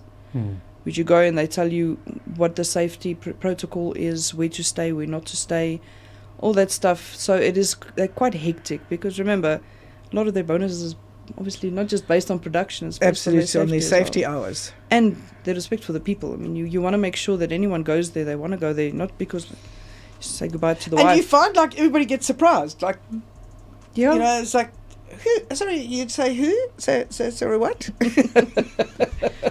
Yeah. So you know, it's a very risky industry to be in. So be working for OEM, it's a bit different. A lot of your equipment, you know, has been pre-safety checked and all that. You are relying on the guys on site to do the maintenance Yeah. to make sure that machine is safe. Mm. But should something happen, the first thing they look at is the machine. It's not necessarily the person. Oh. Yeah. So a lot can happen. A lot can go wrong underneath there. Definitely. And also the negligence. I mean, what are some of the big things that you used to come across? Was it the guy was being negligent on the machine? I don't know how the machines operate there. They put a wrong rock there. I don't know.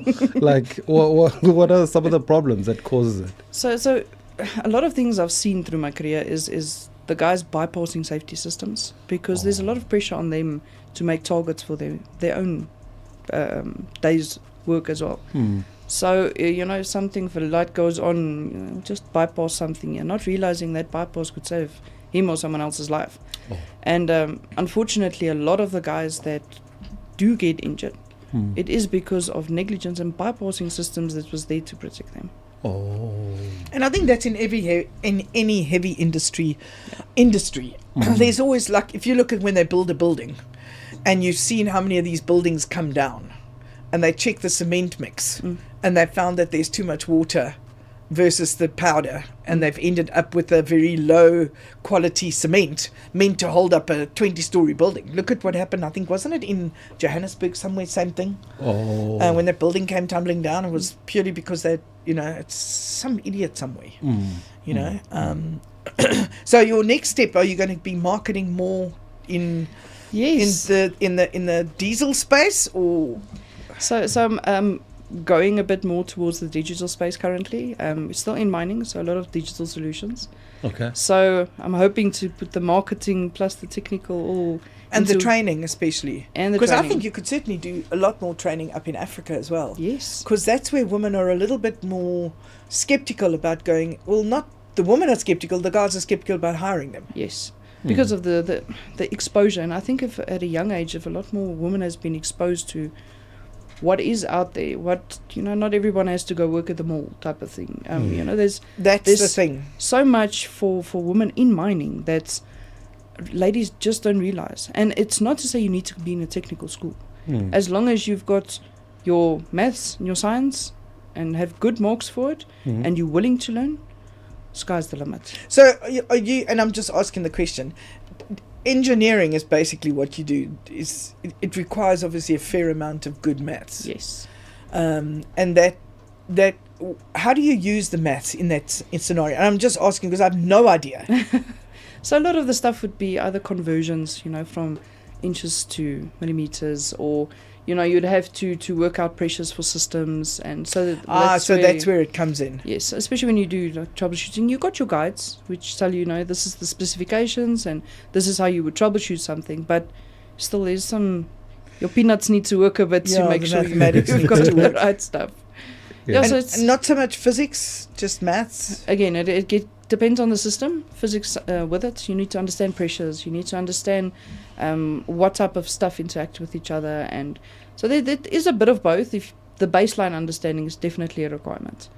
I won't say you don't have to have an engineering degree in science. You don't need to be a rocket scientist, but you do need to have a certain basic understanding of how that works. Definitely. And it's a requirement before you get your red seal. You need to have maths and so you registered only in South Africa, or do you have a worldwide degree? So my degree is done through Mercita, and it's an international qualification.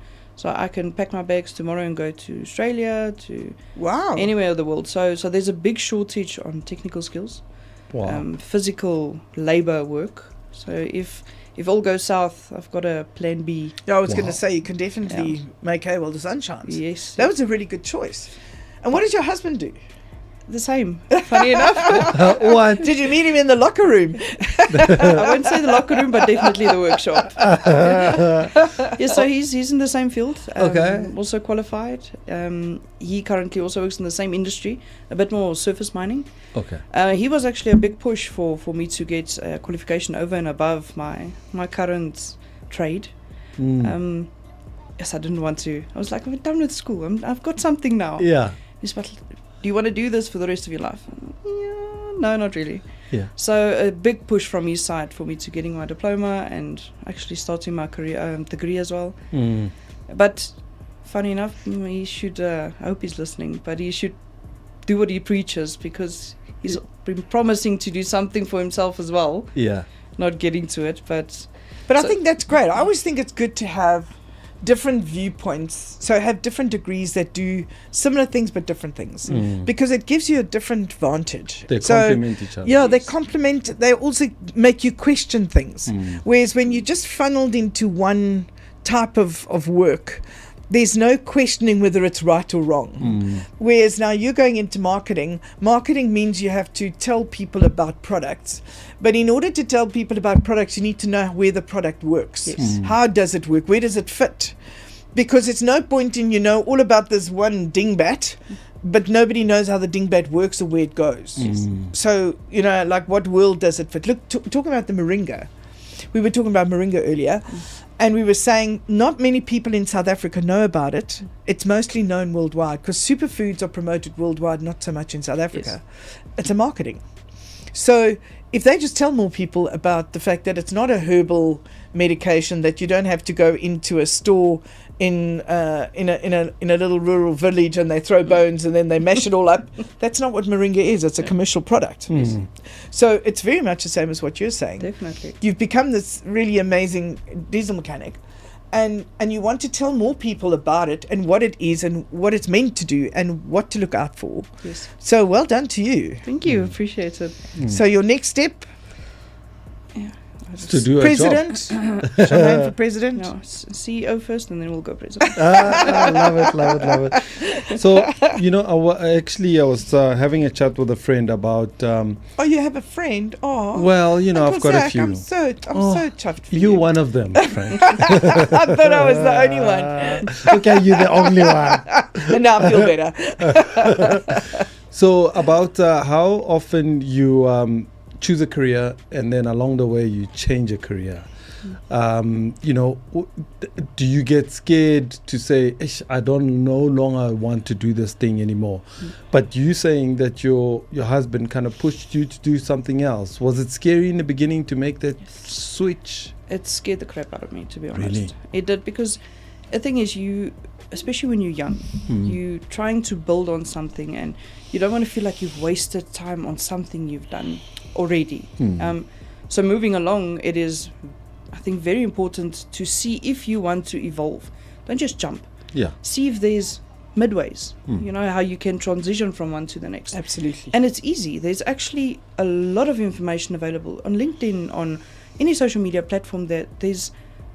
Do part-time jobs, do short courses, just to get a feel for it, because if you jump from one to the next and you're not really sure, if you end up there and be like, yes, this was a mistake, do it while I know it's tough in the beginning, especially if you study It's the part-time. same as when you're leaving school. You can't decide what you want to be. No, and a lot of kids go into one subject and a year later they go, but I don't want to be this. It was a subject my father decided I should be, but I don't want to be this. I want to be something else. So it's a complete waste of a year if you're not 100% certain what you want to do. And they used to have a degree called a BCom, which kind of covered a whole bunch of ills.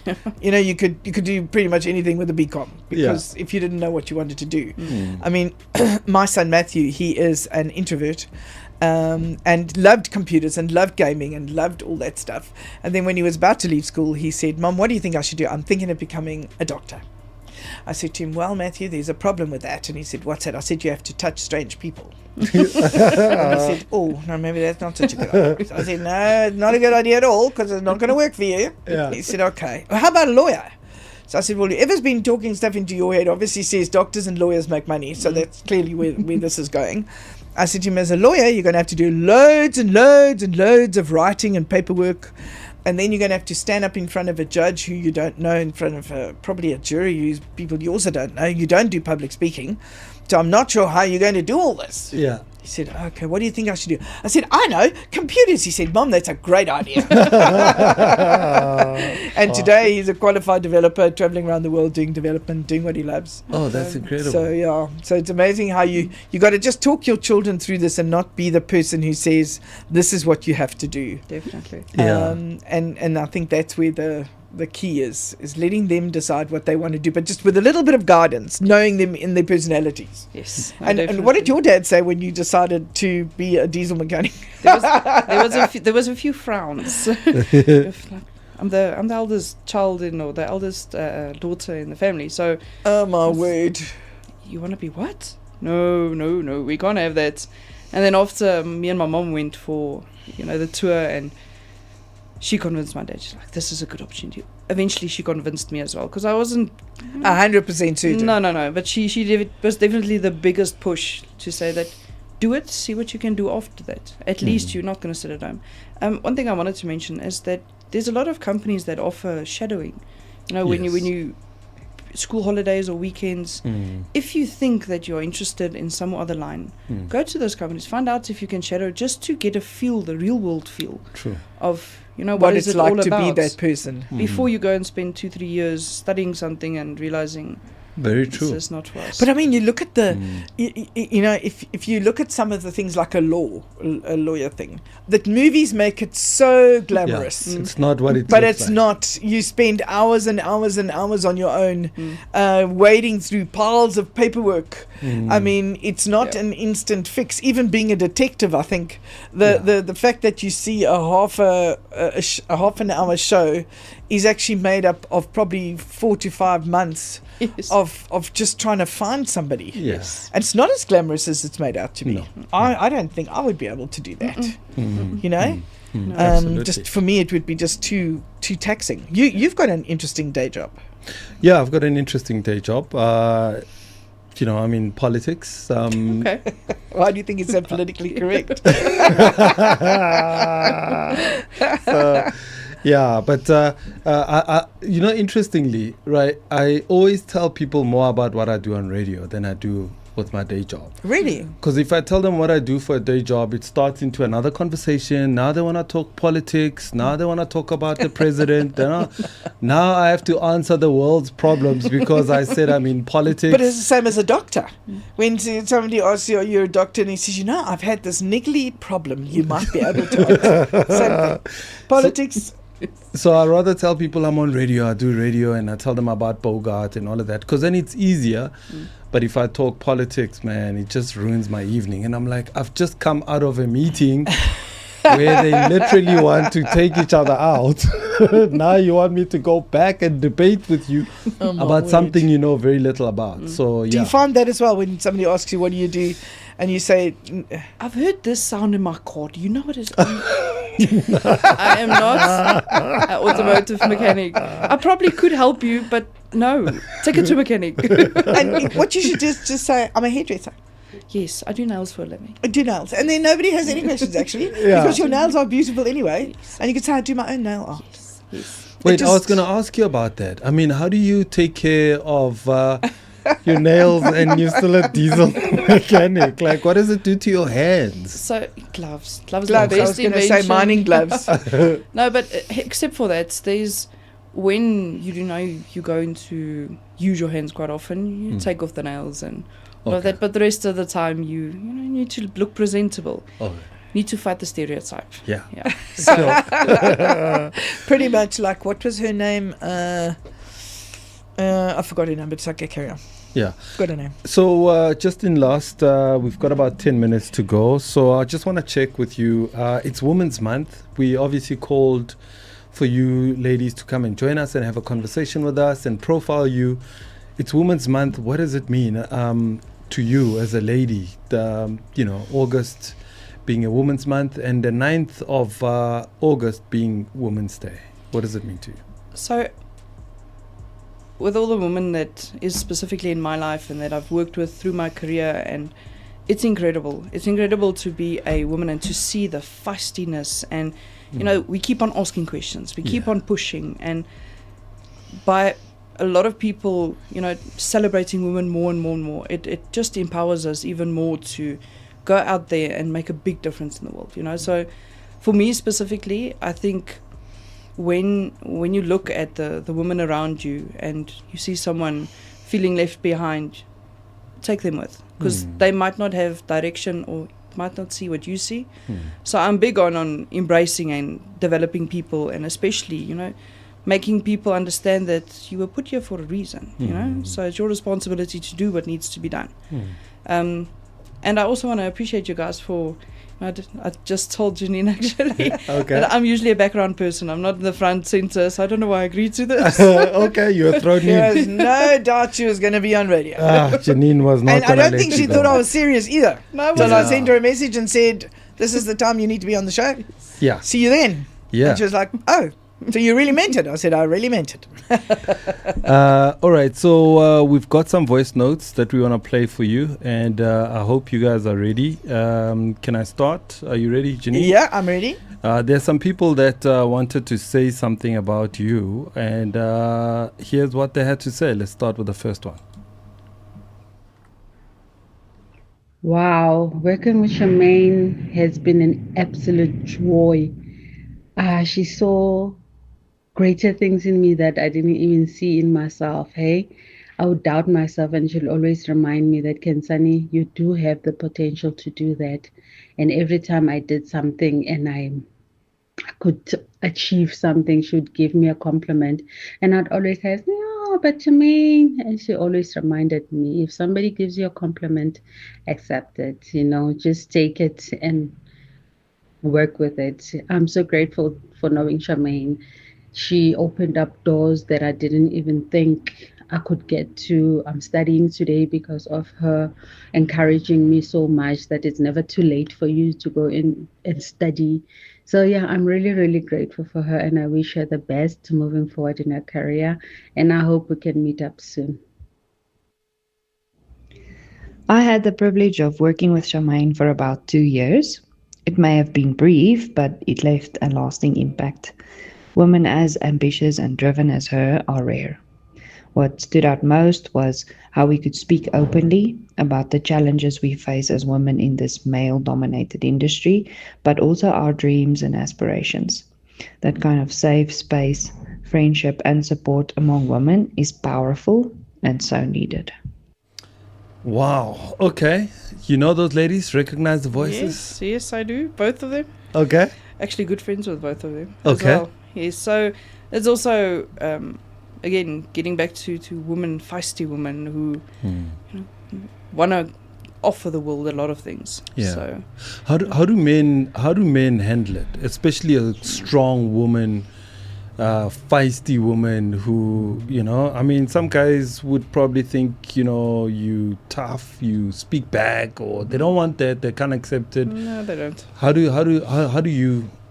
have you handled it when there's resistance? So definitely with the resistance, it's just showing skill. It's, you know, you can get the same thing done without being arrogant. A lot of the time, most of the time, it's an ego in the way. Yeah. You know? Yeah. You just navigate around the ego and get to the facts. Actually, I had a team, one of my team that I managed a few years ago. I told them, if you take a situation, you remove all the emotion, what is left? If there's no emotion left, there's nothing to fight about. If there's facts left, that's what you focus on, because it's something tangible you can do something about. Wow. And especially when you then have come into a situation where men are, you know, the ego is in the way, just take away the emotion. Just analyze, take away the emotion, and leave behind only the facts and focus on that. You'll see eventually. We actually had a voice note as well from one of the guys. No, you didn't send it to me. I did. It's my ex. Send it to you this morning. It's one of my previous bosses, yeah. Okay. But I've just resent it to you now. Okay, so just... So that's why it was quite an interesting question, because I thought his note would be last. Yes, okay, cool. I'll play that now. So you were saying that take the emotions out. Yes. And then leave the facts on the table. And then half of the time they'll probably have no argument left. You see? Sure, okay. I've never heard it like that before. Okay, let's take a listen to this voice note. Good morning. When I think of my interactions with Charmaine and her career, we spent a significant amount of time together in various functions and companies. There's one quote that comes to mind, and it's from Mark Twain. All you need in this life is ignorance and confidence, and then success is sure. I'm sure she will laugh and will be able to explain this to you. All the success and all the happiness to you, Charmaine. Okay. And what's his name again? Nick from Rensburg. So he was one of the guys who taught me the most when it comes. He was my manager for many years. And as I was transitioning from, after diesel mechanic, going a bit more to the technical side of it, where you're not physically working on the equipment anymore, he was the one, he taught me a lot of lessons, that how to treat people, how to grow, how to develop people, and how to put your ego aside sometimes. That's pretty cool. It is. We had a lot of fights. How we didn't grab each other, I don't know. What? Okay. But yeah, most of the things I know in the growth I have in my career is because of him. Do you work better with guys or do you work better with ladies? Guys.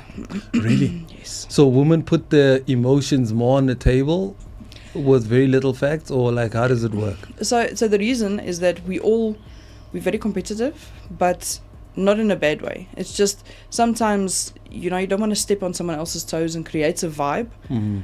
But with men, I think it's because the long-term plan is a lot more simplistic.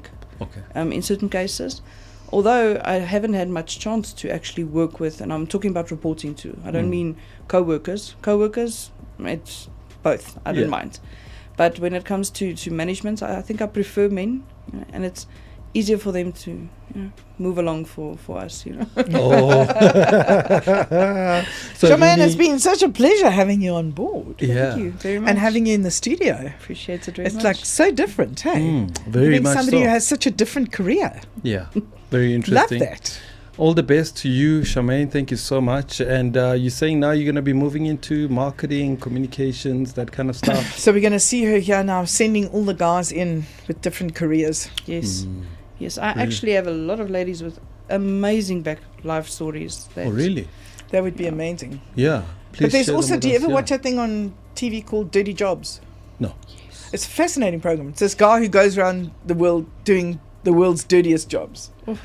And like whatever it is, he does it. What? Oh, he's a fascinating guy. No, I take my hats off to some of those guys. Yeah. Sheesh. The jobs that they do. Yeah. So we should do something like that. The dirtiest jobs women do. Yes. Oh. I think that could be such a good insert. Oh, yes. Yeah. we Okay. should So you try know a that. few? Yes, Okay. definitely. Okay, we'll take you on that. And yeah, thank you so much. It's been incredible chatting to you. Thank you so much for lighting up my life this morning. And you too, my friend. Oh, thank you. With your Wondering if you're gonna leave me colourful... out? Yes. No, how can I even dare think about that? So yeah, we appreciate you, and happy Women's Month and happy Women's Day on the 9th of August. And enjoy. We look forward to hearing from you, and of course how we gonna take this forward and collaborate. I think that's a great idea. For Rosa, thank you for being our producer. Yes. We always forget to thank you. No, we don't. But since it's Women's Month, we have to absolutely remember. I'm like on like, you know that it's Women's Month, I'm like over the top. Like I wish Like a wretch. if you're walking past and you're a lady, I'm gonna wish you a happy woman. It's that bad. So yeah, man, it's been a great show. Thank you so much for watching. This has been Beyond the Itinerary, and thank you for 11 Rosa. to 1 Thank you. every Tuesday. Live on Absolutely. YouTube, Twitter, Twitch. Yeah. So my friend, you're gonna be out when? Next week or the following week? No, only the following week. Okay. You're cool. going off to the Congo late this month. I'm going off to Uganda late this month. Yeah. So we're going to Interesting go. times. Are we going to be away at the same time? Yeah, we're gonna have to pre-record a lot of We'll the just shows. do pre-record. Yeah, maybe next Because week. then or so. when we come back, we're just going to have loads to say. Yeah, absolutely. All right, so we're signing out. Thank you very much. We are out. This has been Beyond the Itinerary. My name is Uncle Zak, and I'm with Auntie Geniene. Auntie Geniene, the crazy duck lady. There we go. And all right, so we're signing out with this beautiful song. I don't know if you remember the song. It's called The Living Years. It's Mike and the Mechanics. Do you know Mike and the Mechanics? My mother's favorite song. Really? Oh, man. I just have that special thing, right? Mm-hmm. Definitely taking you to Cape Town, and I hope that you have one of those buy a house in Cape Town days. That's when the sky's blue, there's no wind and there's no rain, and you think we have to buy a house in Cape Town. And then you do, and you regret it for the rest of your life. We started off with champagne and walked through the wine estate. Just a wonderful experience. A lot of weddings happened there as well. There was, in fact, while we were there, somebody proposed, so they had roses on the lawn, and the family was up on the balcony watching this poor oak, and we kept thinking, as long as she says yes. When you book out the entire venue, unusually they will give you the suites at the same price as your standard rooms. So you can treat your VIPs at no extra cost because you've booked out the whole venue. So it's a real plus with the SARA. And we're going to be doing fam trips with using travelmatch.co.za. You have to be verified. We vet you. You can apply, but we vet you first before you go. You can't just be anybody. You have to be in the travel and tourism space or the media space or corporate buyers.